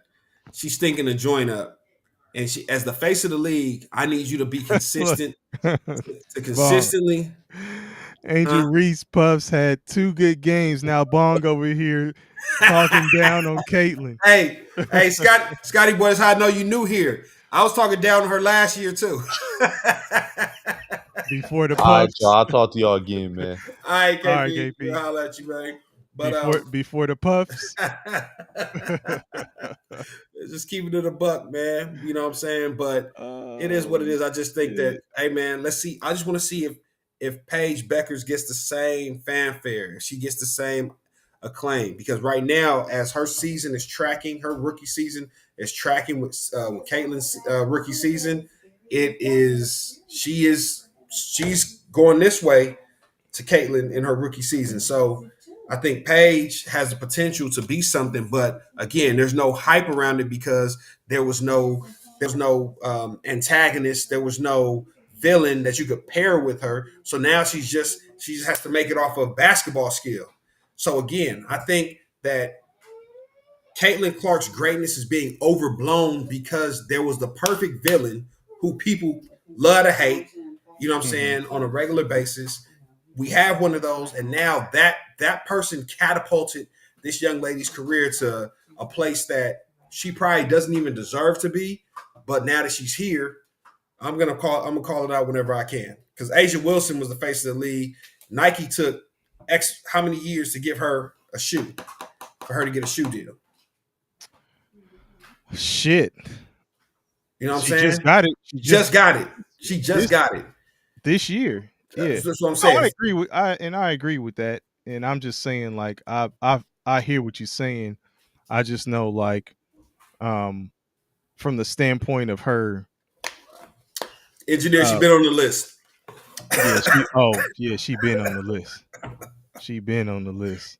But from the standpoint of what you're saying, like in the minority, I know that view is probably what makes people say that even more. Just that, yeah, there's this big talk about her and all of this stuff, and they're like, well, you know, yeah. But that's all I'm saying is that could be making you look or making folks look at it like, what's all the fuss about versus okay, she got game, or and saying what Scotty Boy was saying a minute ago, like she's just going through a slump. Like from the minority standpoint, it's like no. It ain't no room for a slump because they say you're all these things and you're supposed, the league is on your back, so there's no room for a slump. So that's all I'm saying. Like, absolutely. And even that could be, like, is that fair to a player? Maybe not, but the great ones shine through regardless. Because you could say the same thing we were talking about LeBron. Was it fair to LeBron to have all those expectations on him as a young high school guy coming in the league? Hey, he lived up to it and exceeded it. So what will Caitlin Clark do? And here's the other side to that. Someone like Angel Reese, because she was viewed as Scotty Boy, you bugging too. Talking about Asia sucks. Oh, Scotty Boy, you bugging. He trolling.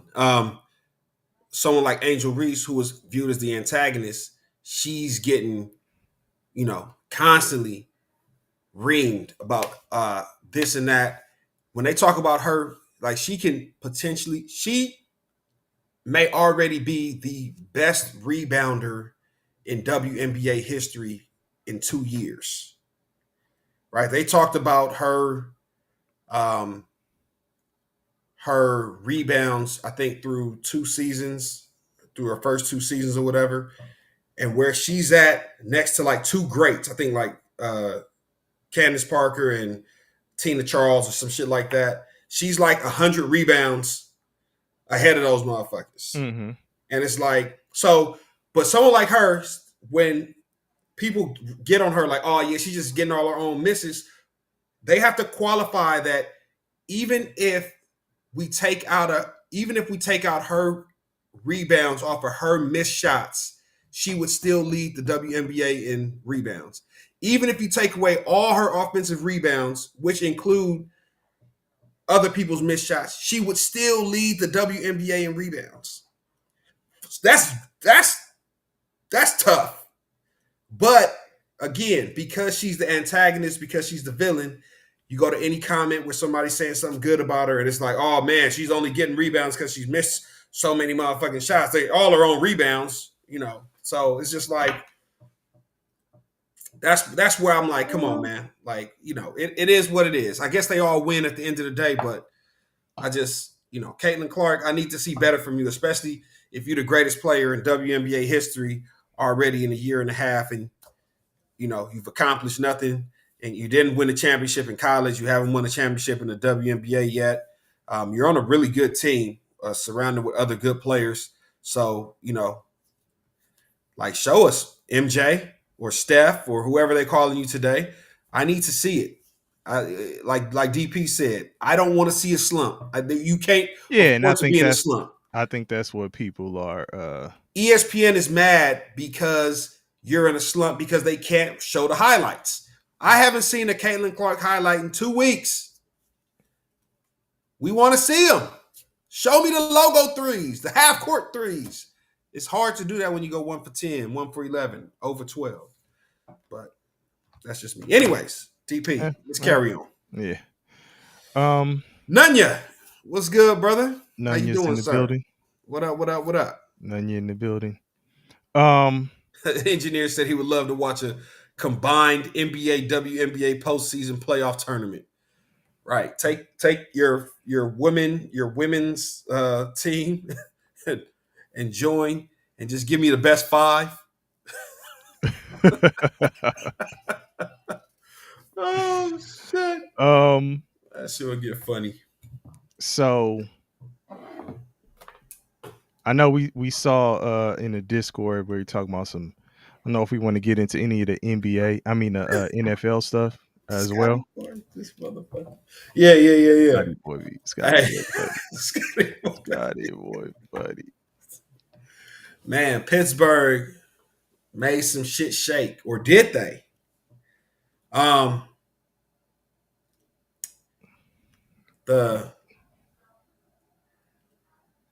think Minka Fitzpatrick is a better player than Jalen Ramsey right now. I think Jalen Ramsey is living off of reputation at this point. Mm-hmm. He's not who he was in his prime. But when I saw the trade for Jalen Ramsey, first thing that came to mind was Pittsburgh doesn't need any better. They don't need to get better on defense. Like, Mike Tomlin is a defensive head coach. Mm-hmm. Mike Tomlin knows how to get the most out of his players. Mike Tomlin always has a top 10 defense. Like, your weakness is on offense. And for some reason, you guys keep shooting yourselves in the foot. I think, and I'll continue to say it, y'all made a huge mistake when y'all did not find a player in the draft that could potentially be a quarterback of the future, even if that person was going to sit behind Aaron Rodgers. Mm-hmm. I see why it couldn't be Shedeur Sanders, because the moment Aaron Rodgers has 2 bad games, you know the chance will start coming in for Shedeur. But to not even address the position, And they are coming in. To not even address the position was malpractice. Give him Jonnu Smith. I think Jonnu Smith was a legit weapon. The funny thing is, I heard they had been looking at him for a minute though, trying to get him over there. Yeah, Drew Rosenhaus did a little package deal. You know, he represents Jonnu Smith and Jalen Ramsey, so he got both of them over to Pittsburgh. I was looking at one of my fantasy football sites, and they did a ranking of like all the tight ends for this upcoming season. Mm-hmm. And Jonnu Smith, when he was with Miami, was the number 6th ranked tight end. And now they have him slotted as the 17th best tight end because he's leaving an innovative offensive system and going to a run first, antiquated offense in Pittsburgh with an old quarterback that doesn't. Aaron Rodgers would rather preserve his low interception number than to actually let the ball go and try and make something happen. That's where he's at in his career. So, he's very conservative. He'd rather take a sack than to throw an interception or to have an incompletion. He wants his completion percentage to be high. But again, you can't win like that, Yeah. Definitely jury's still out, but I mean, as far as the offense goes, defense also, but that's been their strong suit. But I mean, why they didn't address the quarterback position, because they felt they already addressed the quarterback position, right? Like, because they really had I guess from their standpoint, which was probably true, a strong indication that Aaron Rodgers was going to be there. Yeah, but I'm talking about Is he In the the draft next? for sure. No, yeah. Yeah, is he the guy for the next 5 years? Like I think he said something about it might be the end after this year. Like this might be the last year for him. So if you got a quarterback that's in the quarterback room, he's a starter, and he's coming in with that mentality that he's already 1 foot out the door, sir. You're gonna be right back in the same position next year when he picks up and takes his ball and goes home. Yeah. Like, so now what do? Are you expecting next year's draft? It was just like it was so on brand for the Pittsburgh Steelers. First round comes up and they have an opportunity to draft an offensive weapon, at least if you're not going to get a quarterback. And what do? They get a D tackle. And it's like, yep, that's Pittsburgh. Like, just load up on the defense so that when a defense gets a stop or the defense takes the ball away, your pathetic offense is going to do nothing with it and punt it back. Like, I'm so tired of watching Pittsburgh play these 10-9 games. Like, if they want to beat Baltimore, they want to beat Cincinnati in these low-scoring games, these inclement weather games. Like, I want to keep the score 12-10 or 12-9 or 6-9. Like, it's like, bro, like that's not the way the NFL is going. The NFL is going a different direction. They want to see points scored. Mm-hmm. NFL will reward the aggressive offenses, and Pittsburgh is intentionally coming out with like a very antiquated elementary type offense, and I just don't see that shit being a good thing. But I mean, like I say, they would argue that they have addressed things like the running back. They got 2 Ohio State players. They got Caleb Johnson, then they got Will Howard. So the court that would be their answer to whether they addressed it in the draft or not. I don't know if Howard what will become of Howard, like how he'll develop, but they did draft him. Caleb Johnson is one of the backs that people were raving about. They got him. You already knew that they were moving off of the backs that they had on the roster at that point. I don't know. I mean, I don't like what they did. Of course, I think we were all saying that we thought that they should have got Shador Sanders. So, that's one thing. But I don't know. Like Ramsey, y'all saying Ramsey washed. I think he may be okay with them. I don't think it's gonna be just Is he going to be? trash. Is he going to be leaps and bounds better than Minka Fitzpatrick? But Minka, okay. If you're comparing the two, And I know Minka plays safety, because that's what I was gonna say. If you're comparing the two, um, what he does at his position, maybe not. Maybe he doesn't, right? Um, but they're strong at cornerback. Does this make them necessarily weaker at cornerback?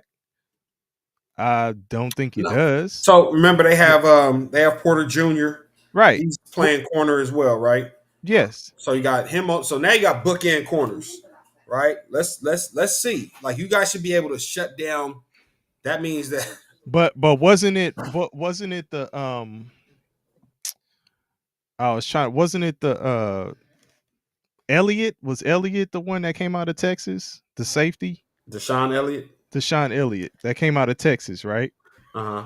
Because he was one that he's coming along, so they like him. And I think it's like, okay, we got a safety back there, whether it's free, strong, sometimes it's interchangeable depending on how you play in your defense. But if you got one back there that you sold on, maybe you say, Minka wasn't in his playing like his prime years. There's some decline. We can move off of him, get another corner, see if we can get a young guy to replace him. The problem with that is if you were expecting to do that, which I don't know if they were already thinking about moving off of him, you didn't address that in the draft. Right. And Nunya says Stephon Gilmore aged well, but Ramsey relied more on his athleticism. Absolutely. Ramsey also got hurt too, though. Stephon Gilmore's been hurt. I mean, but like Ramsey didn't he tear his ACL? What happened to Gilmore? Didn't Ramsey tear his ACL? No, I don't believe so. I don't think Ramsey's missed time. I thought Ramsey was hurt, man. Oh, maybe he was, but Stephon Gilmore is a technician, right? He's very technically sound. I think. Yeah, meniscus. Okay. Ramsey relies a lot more on his athleticism, but once the athleticism goes, or you have an injury, and you rely on athleticism, then you're not the same player. And you see it a lot in basketball. You see it a lot in football at certain positions, running back position, wide receiver position, where they're not as explosive anymore as they used to be. Running quarterbacks that rely a lot on their athleticism. I thought people at engineers just said, "Why are you saying that?" Yeah, I mean, it really is. It has to be because I can think about guys that what was my man Josh Norman that used to have legendary battles with Odell Beckham. He had like a 3-year window where he was great, and then people forgot about With him. the Panthers. Yeah, so it was just like Then he went to Washington, right? Washington. And kind of He had a few, maybe a season or two there, but then they start forgetting about you because it's more mental to be a cornerback, because you got to have that next play mentality where it's like, hey, listen, I just got beat for a big play. I got to get out there and just forget about it, while the crowd is still going ooh and ah, and they're still showing it on the big screen and all this other stuff. But we'll see, man. I just think, I think Scotty Boy, and I think Al Sex and Mock Drafts are talking about it. Tomlin with the old school mentality. He kind of reminds me of like the latter years in New England for Bill Belichick, like them last couple of years where it was just like, yeah, this shit ain't working, but I don't give a fuck. This is how I'm gonna do it. It's like you gotta kind of be, and that's why the George Pickens thing. Everybody on the outside is like, hey man, if you can't play for Tomlin, man, you're the problem. And I'm thinking to myself, I'm starting to think that. Well, they don't prioritize the right. They just don't prioritize it. So it's like, what is Pickens' problem? Pickens' problem, and it was probably more frustration. We all know that the wide receiver position, exactly, the wide receiver position is a diva position. So if you put him in a run-first, antiquated offense where all he gets to do is go for a few jump balls, like he gets like 4 or 5 jump balls a game, and that's it, I would be pissed too. So I think the Cowboys are going to get George Pickens on his best behavior. He's going to have his best season ever. And my problem is that I think at the end of the year, I don't think the Cowboys want to pay him. No. And I mean, what do you do if he does perform like you're saying he does, and then you're already paying CeeDee Lamb? Do you say, fuck it, we're going to drop a bag on another receiver too? Remember, that was the problem, when you first started off, because Bong, you've been saying that you need 2 receivers. You need 2. You all need, the greats and outside of. Go ahead. No, go ahead. Outside of that top 3, there's 3 guys that don't need receivers, that don't need 2 receivers, that don't need 2 offensive weapons. The first one is Patrick Mahomes. I think he may be the best quarterback we've seen in this generation. And he has a Tiger Woods type of effect where especially in the AFC, when they see him when he steps on the field, other teams starts outthinking themselves, right? Making mistakes because they're trying to see, like, what do we have to do to distance ourselves or to give ourselves the best chance against Patrick Mahomes. So he has that Tiger Woods effect on Sunday with the red shirt, right? With the red Nike polo. Then you have Josh Allen and Lamar Jackson, who fall in the same category, but with different styles. They're run first. So I think there was a stat showing that Lamar Jackson has as many rushing yards in his career as Christian McCaffrey. So those 3 guys, You Or at the saying they top. don't need the Don't two. They need. don't need the two.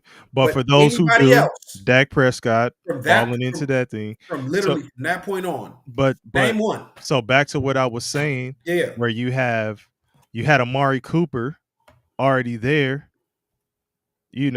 who's still solid and probably could have still, even if he was a one at the time and CeeDee Lamb was the two. As they went on in their career, CeeDee Lamb could have overtaken him, and then you drop him down to now he's still a viable number 2 option. Right. But they wasn't trying to drop the bag on another receiver. So what happens if you have that situation? If Pickens performs like you think he will, do they, go against their conventional wisdom and drop a bag on the receiver? Yeah. A second receiver? That's the Cowboy way. I think success will be their guide, but I also feel like if you look at all the preseason analysis, Cowboys rank at the bottom for running back. They rank at the bottom as far as like what they expect the offense to do. They rank at the bottom as far as what they expect the defense to do. So the league in general, their win total is 7.5. The league in general believes that the Cowboys will underachieve this year. Unfortunately, because they're the Cowboys, when they bring the Cowboys up on TV with a brand new coach, still a very young offensive line, a new offense that they're putting in place, they're still going to set the high expectations of Super Bowl or bust. If you don't win a Super Bowl this year with a brand new head coach who's never been a head coach, it's a failure. So, unfortunately, success being our guide, the Cowboys probably have to make it to the NFC Championship game in order for the Cowboys to give true consideration to them, keeping a George Pickens. But let's say they have a great regular season, win 12 games, 13 games. They flame out in the playoffs again, George Pickens is gone. And look at this. So Sucks at Mock Draft said I mocked Matthew Golden and Ted McMillan to the Cowboys a lot. Really wanted them to get a cheaper number 2 who they could have for a while. Yeah, I mean, you get Ted McMillan was the guy. They were going after Ted. But again, and DP, I didn't mean to cut you off, but unfortunately, when names are linked to the Cowboys, this is a known fact. When names are linked to the Cowboys, it increases the value of the player. So I knew Ted wasn't going to fall. Genty had been linked to the Cowboys from the middle of the college season. I knew that was over. Like, that's not happening. Genty's not falling to whatever the Cowboys are going to be. Ted McMillan is not falling to where the Cowboys are going to be. And I wish they could have got a Ted McMillan, maybe a Matthew Golden, but I think George Pickens is already established as for like we know that he's a better pro than them because he's already been a pro. We're assuming, right? What was the word I'm looking for, DP? Projecting what we believe Ted McMillan, Matthew Golden will be. We know what George Pickens is. He just had terrible quarterback play. My thing is, are the Dallas Cowboys smart enough? And I know the answer. Are the Dallas Cowboys smart enough to see that they have value in George Pickens and try and get a deal done? There was a quote that Saquon Barkley came out with talking about when he was a free agent, neither the Giants nor the Cowboys even reached out to him. Again, that's the Cowboys' history of not knowing how to read the room or how to really. So they had Zeke. They're like, okay, man, Zeke gets him in some kind of holdout. They pay Zeke 2 years early. They pay him incredible money 2 years early. Zeke doesn't make it. Which he never saw. He saw some of it. Hell yeah. He saw a lot of because he had a lot of guarantees in there. Zeke saw a lot of good money from the Cowboys because they No, paid he him too did, early. but he never saw the full extent of it. No, but Yeah, like these guys, the way the contracts are written in the NFL, I mean, it's changing some, and I really got to look at that. I got to look at that video you sent yeah. about the collusion Oh yeah, and and stuff.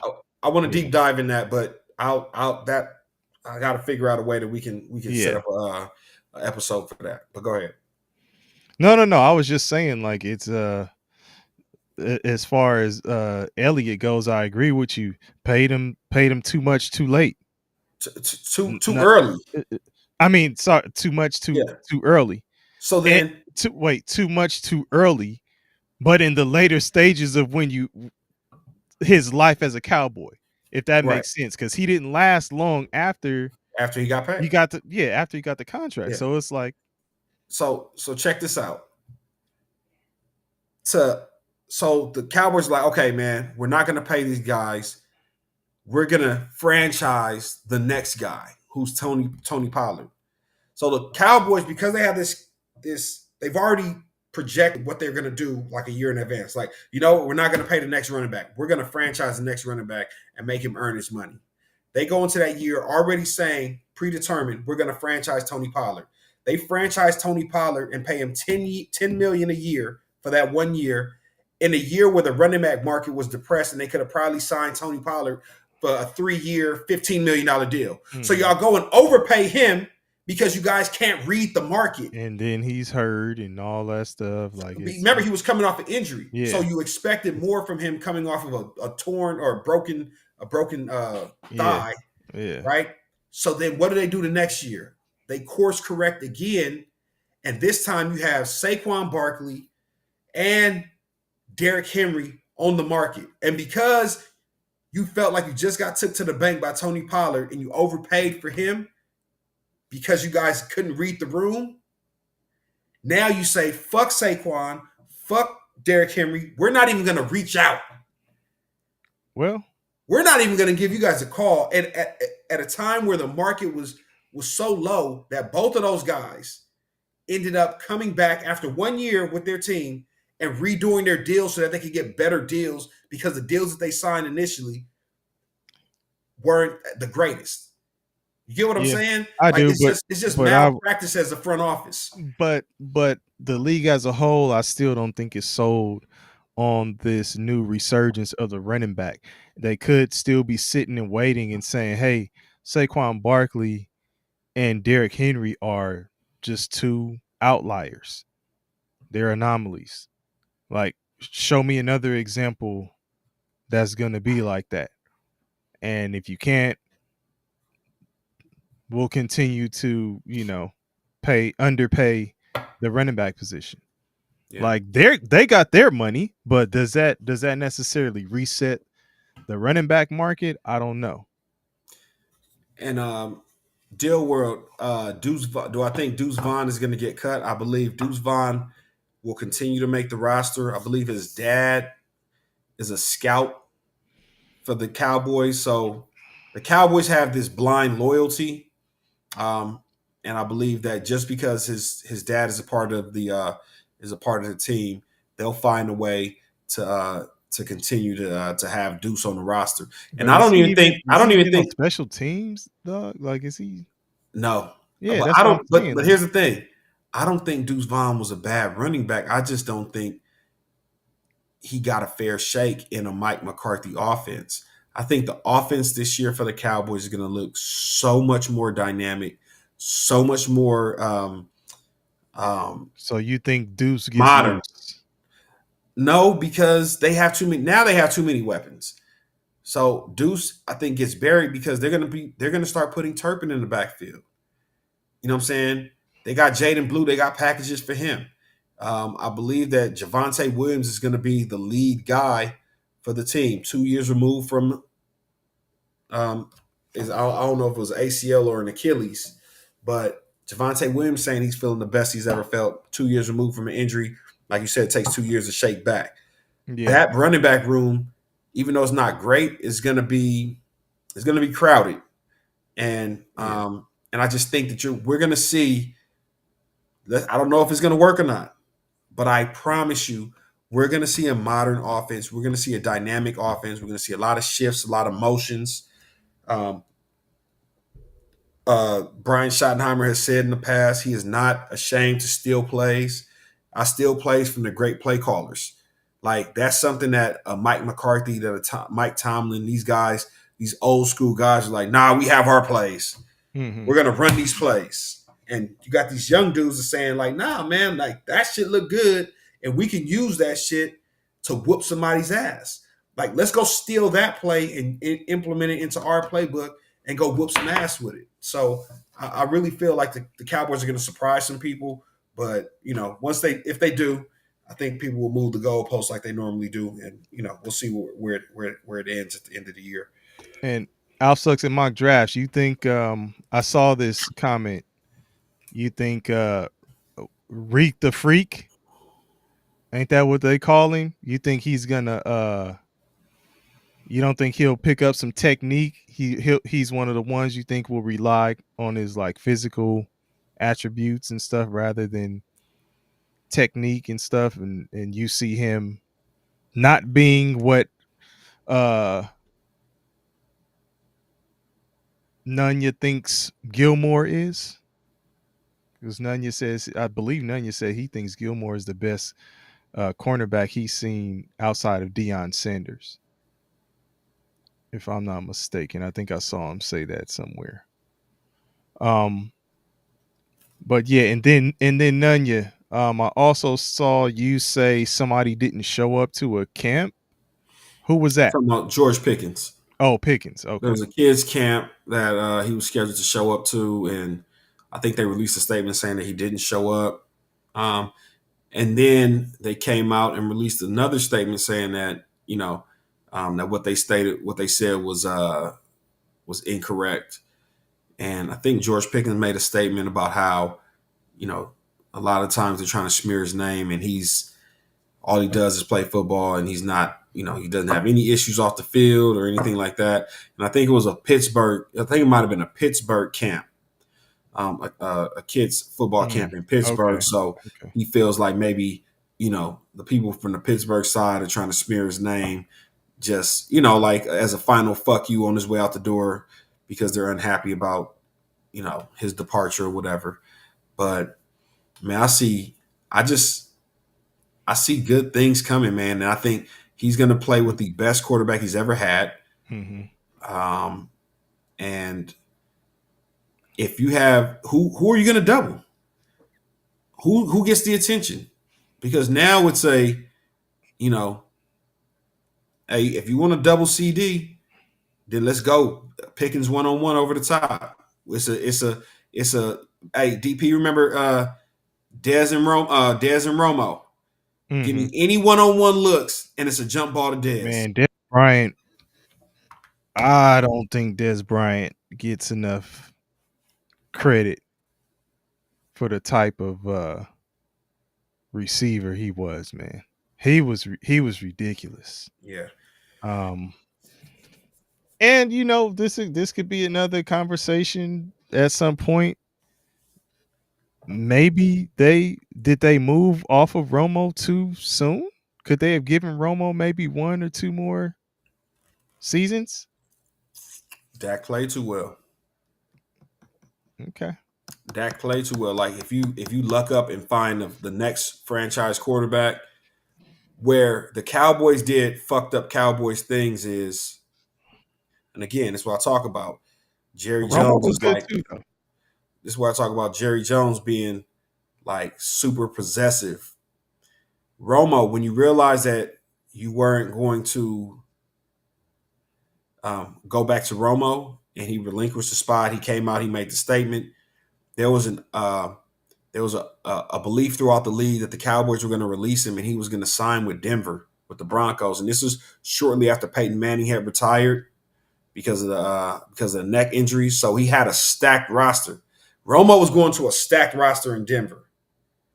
And Jerry Jones would not release him because he wanted to get some compensation back for him via trade.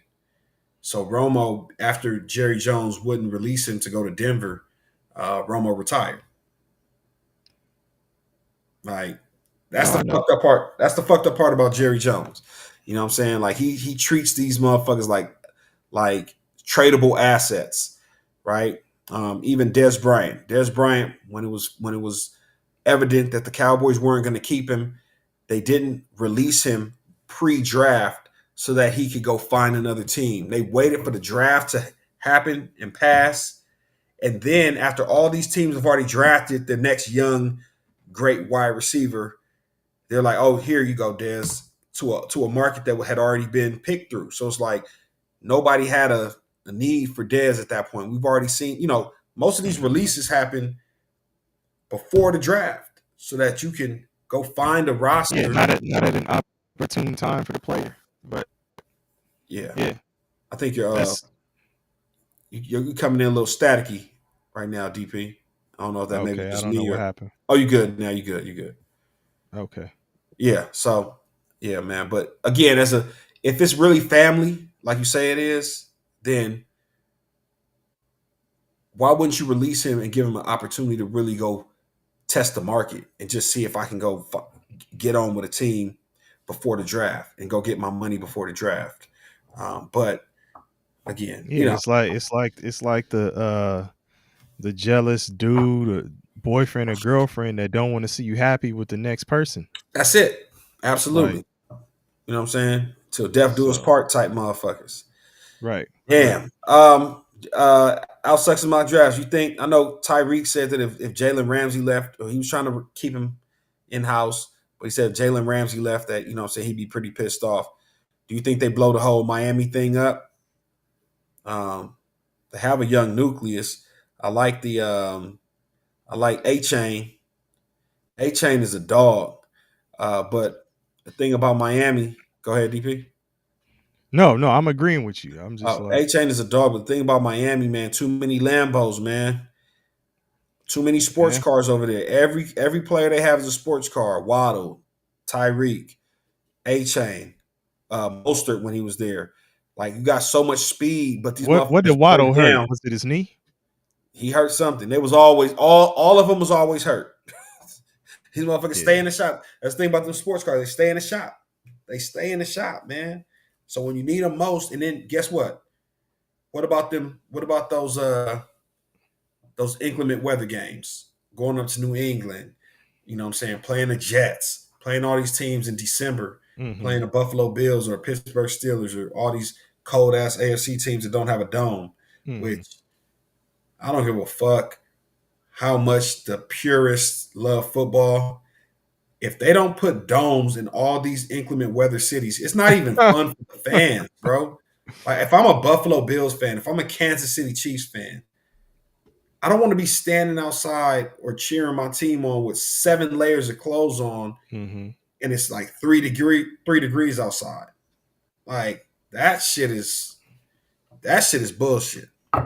Yeah. Like, but anyways, when you have all these Lambos, when you get into these inclement weather games, what do you do then? Motherfuckers always running out of gas. These motherfuckers always in the shop. So, you know what I'm saying? Like, So Dolphins are trying to get Noah Fant. Well, shit. They just let traded right, Smith, right? So they have to replace him. they need somebody. They need him. Hell yeah. Y'all can come get a schoon maker from us from the Cowboys. For a pick that they'll squander Yeah, anyway. absolutely. You're And saying for a 5th round? Al in mock drafts, I didn't think paying Tool was the right decision either. I think he's very limited as a quarterback, and also the injury history plays a factor. But I think he presses the way he does because he knows his limitations, and he ultimately he feels a lot of pressure to live up to the contract, and it's it's why he continues to dive head first. He continues to go for it when, like, as a quarterback, like, listen, man, you're one of your biggest skills or one of your greatest assets as a quarterback is your IQ. Sometimes you have to be the smartest guy on the field. And Tua continues to show that he's not one of the smartest guys on the field. Like he sees the contact, he's ramming his head into people's chests, he's diving head first when people are coming to tackle him. Like, and either you lack IQ or you feel like you have limitations and you're trying to make up for them by using athleticism. So yeah, definitely a bad deal in my estimation as well. Engineer, you're saying no QB is better than the middle of the pack QB? Let me know. Can you kind of elaborate on That's the that? truth. It's the truth though. Is it Again, because you think middle of the pack? You saying paying a middle of the pack QB, like dropping bread on a middle of the pack QB versus? Okay, let's see. He says because these middle of the pack QBs cripple your cap space without. Okay, so yeah, so dropping the bread on a guy that's not elite. Okay, I get what Bill I get World what you. said Derek Carr.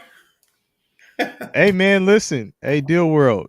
Derek Carr, I'm telling you, man, he gonna try to find his way back in the league. He is. I think you're right to an extent.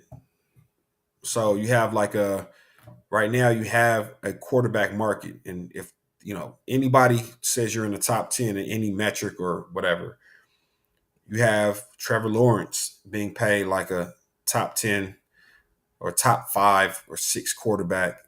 He's never won a game. They've put offensive minds behind him, right? He had wasn't Doug Peterson over there? So I know he started with Urban Meyer, and that was Mhm. a fail, but they got rid of that after one season, I believe. You got Doug Peterson over there, offensive mind. He won the Super Bowl with the Eagles. Mhm. Couldn't get the best out of you. Now you have Liam Cohen, right? Liam Cohen Over at Jacksonville. over in Yeah. Jacksonville. If you can't win with him, jig is up.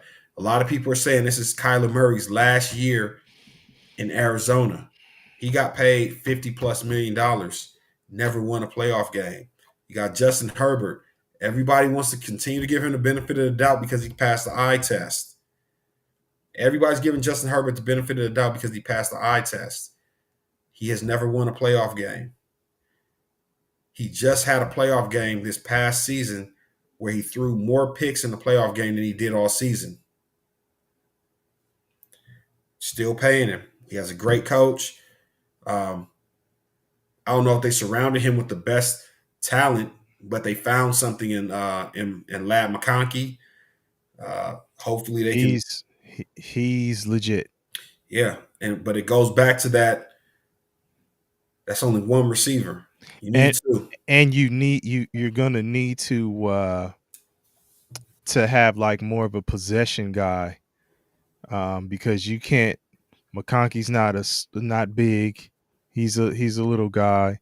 Yeah. You don't want to eventually start getting him smacked Mm-hmm. and injured. Then he becomes injury prone or whatever. So you want to be careful with guys like that. But if you could couple him with somebody like shit. I'm trying to think of a possession receiver that was Well, Al Sucks that in was my available. draft says that Trey Harris is a I couple. like Harris out of Mississippi. Was Trey Harris at Mississippi? I think he was. Oh, Ole Miss, was he? Yeah. Yeah, I like he was one of the ones that I was telling you, Bong, that Dallas should have targeted. Hey, E Bean Gaming. He said I'd rather have Herbert than Tua, and I'm a Dolphins fan. I think Herbert with the Miami Dolphins would do numbers. With all those weapons out there, just that's a racetrack.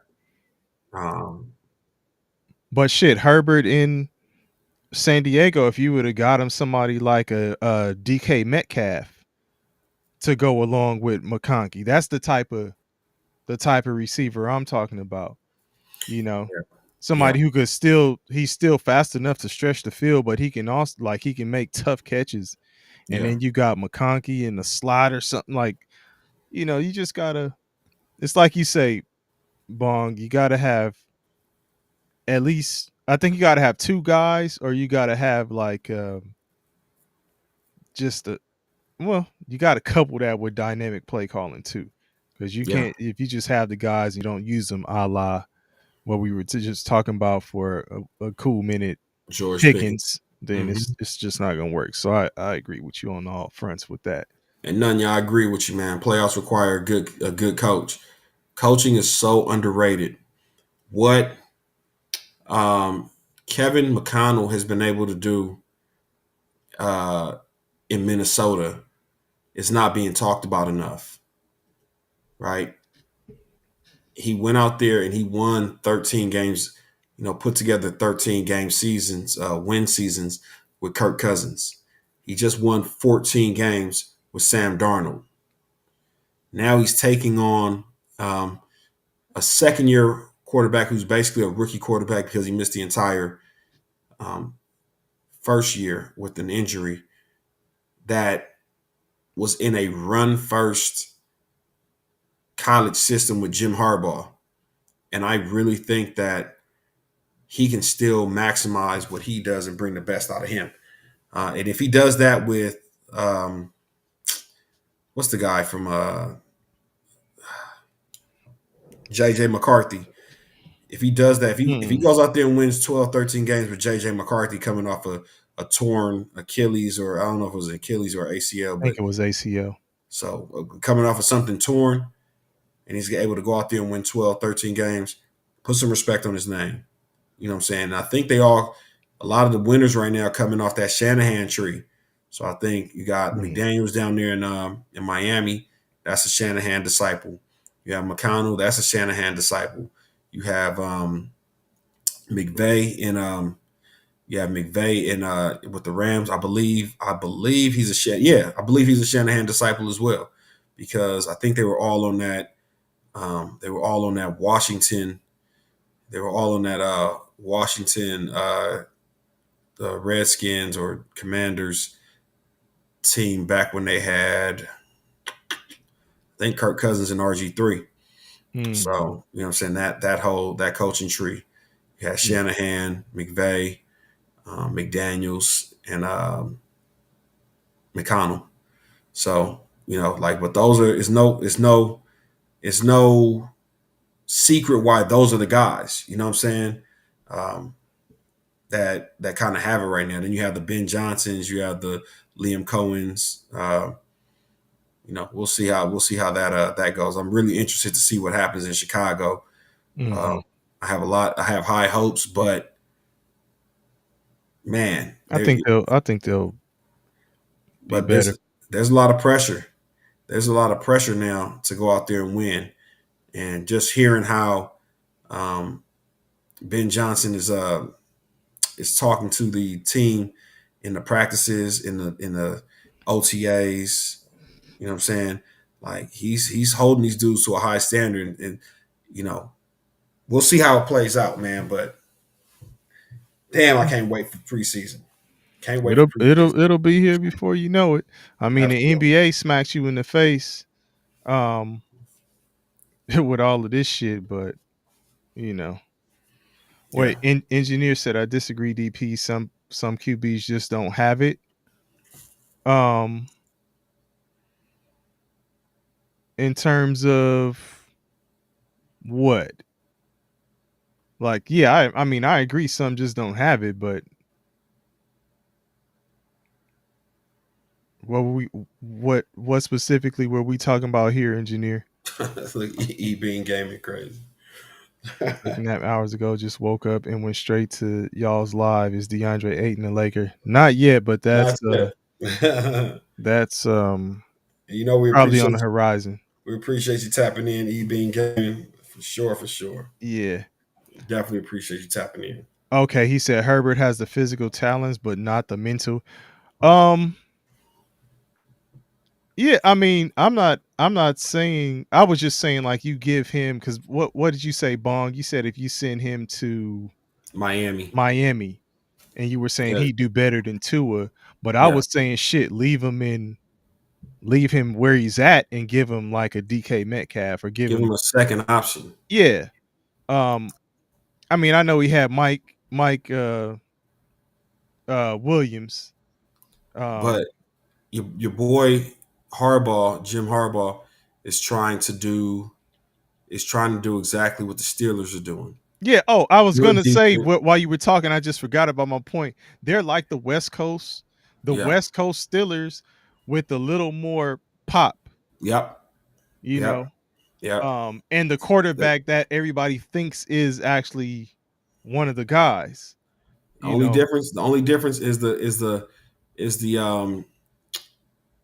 the geography, right? Steelers. Pittsburgh is known for that hard hat, lunch pail type mentality, and California is known for just being the super cool. So like everything they do out here in LA, it looks super cool, super, like a lot of glitz. Um, But but you they're know what? basically the Steelers. But you know what? I will say so on the heels of this comment, Herbert has the physical talents, but not the mental. Then Nunya says, well, what would Pittsburgh do with Herbert? So I would say Herbert in a situation like that is afforded the luxury of making more mistakes and still being in the game. Just because that defense is going to keep you in it. And he still has he has the arm strength, he has the talent. It's just, maybe there's some mistakes that he makes or the mental game, but then he does do some things well, very well. And if he hits you on a few of those very wells and the defense is kind of masking some of the mental lapses, then all of a sudden, you got what people consider a dynamic quarterback winning games. So hey, I don't know. hey, engineer Herbert, he doesn't know he hasn't done enough to be on my list. I think Herbert he gets love, but at No, the end of he's saying he has the physical talents, but not the mental. no, Engineer's no, not. no. Engineer said Herbert should be on your list. He gets Oh, love from the media similar your to Caleb Clark. oh, that list. Yeah, when it comes to my list, I give that I reserve that to guys that have actually done something. If there's somebody that's on my list that I think gets more credit than they deserve, it's Joe Burrow. And I've been vocal about that. I think Joe Burrow, the year he went to the Super Bowl, not saying he got carried, but he got bailed out a lot by his defense that year. They had a really strong defense. And He was what do they say about Burrow? Even with that, like the mistakes that you're saying he's made, that's exactly what I just said could happen with mhm, Herbert in Pittsburgh. With a yeah, strong defense like that, that could kind you're of make up afforded. for Yeah, yeah. absolutely. Yeah, you can make more mistakes. And remember, that was that year that they went to the Super Bowl. Burrow was getting sacked. His offensive line was terrible. He was getting sacked like seven. There would be games where he's getting sacked 5, 6 times in a playoff game. You know what I'm saying? And they're still finding ways to pull out the victories. They had the kicker, Scotty the boy. hot shot. They had the hot shot kicker at the time. McPherson, I think his name was. You know what I'm saying? Nailing, what I'm saying, big boy kicks. Um, you know what I'm saying? But yeah, man. Uh, Again, I think Herbert should be on that list because McConkey has arrived. Hey, well, Herbert's throwing the ball to him. I mean, absolutely. I don't know. I get it though. I get it because they rave, and I hear what engineer is saying. You got people in the media just raving about Herbert. So I get it. Yeah, man. But Don't worry, guys. Football season is what? We like 10 Sundays, maybe 10 Sundays away Yeah. now. You know what I'm saying? 2.5 months away now. So, Look, Eben Gaming said Trevor Lawrence killed a lot of my parlays. For some reason, I had a lot of belief in him in the beginning of the season. I think I had Trevor Lawrence on my fantasy squad, at least one of them. I was in 2 leagues, and I think I had Trevor Lawrence as a QB in one. And like, I maybe started him one time, dog. I was like, yeah. "Fuck out of here." He hit a few parlays for me just based on the fact that he was he was underrated. He was an underrated runner. So they'll put his prop really low for running, like they give him like some 3.5 yards, 5 yards, 2 yards for his props. You know what I'm saying? He would all he needed was one run to get you like a 20-yard pickup. So I definitely cashed on Trevor Lawrence a few Yeah, times. he was one of those guys too, though, that they raved about. Mm-hmm. So I don't know, man. I don't know. We I'm shall not. see. We shall see. Yeah, I'm not feeling it. Anything else, Bong, before we get out of here? Man, rest in peace to the GOAT, Kobe Bean Bryant. I'm glad T Mac came out and corrected, his what he said about Kobe, and they had kind of like pegged him as a Kobe hater, but I was like, nah, that was never the sentiment I got from it. But he still stood on. He said, "Hey, listen, man, I was never trying to disrespect Kobe, but at the end of the day, I'll still stand on the belief that put me with the big man, put me with Shaq, and I'm gonna get me one." Man, that's all I was saying the whole goddamn episode. And you know what? I was just saying, look, please just separate it from like the disrespect to Kobe. Like, that's not like, can y'all answer the question without focusing on that? And for Oh some yeah, reason, hey, it just kept going back to it. So, E Bean came and we didn't even get to talk about Malik Beasley ah, and his gambling ass. But have they come out and confirmed that? nah. Well, I mean, he's just under investigation. They did investigate your boy. What's the dude? The crazy dude from used to play at Charlotte. Came from Boston, went to Charlotte. Came from Boston and Terry went to Rozier. Charlotte. Oh, Rozier. Okay. Terry Yeah, Rozier. yeah, He yeah, was under investigation for gambling. They said they cleared his name.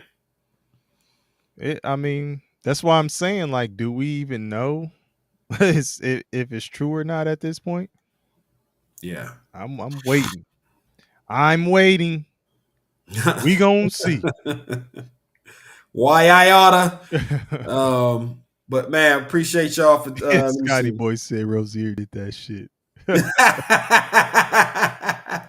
Let me see. Oh man. Dill World said, I seen a video and that boy froze on defense. He not beating the Oh allegations. yeah, man. They showed one where he was I think the point spread was like 7.5 or something like that, and they were down 9 or some shit like that. Or yeah, they were down 9. This motherfucker races to the other end to put up a layup as time expires, like a game they've already lost, and everybody's looking at him like, bro, y'all down 9.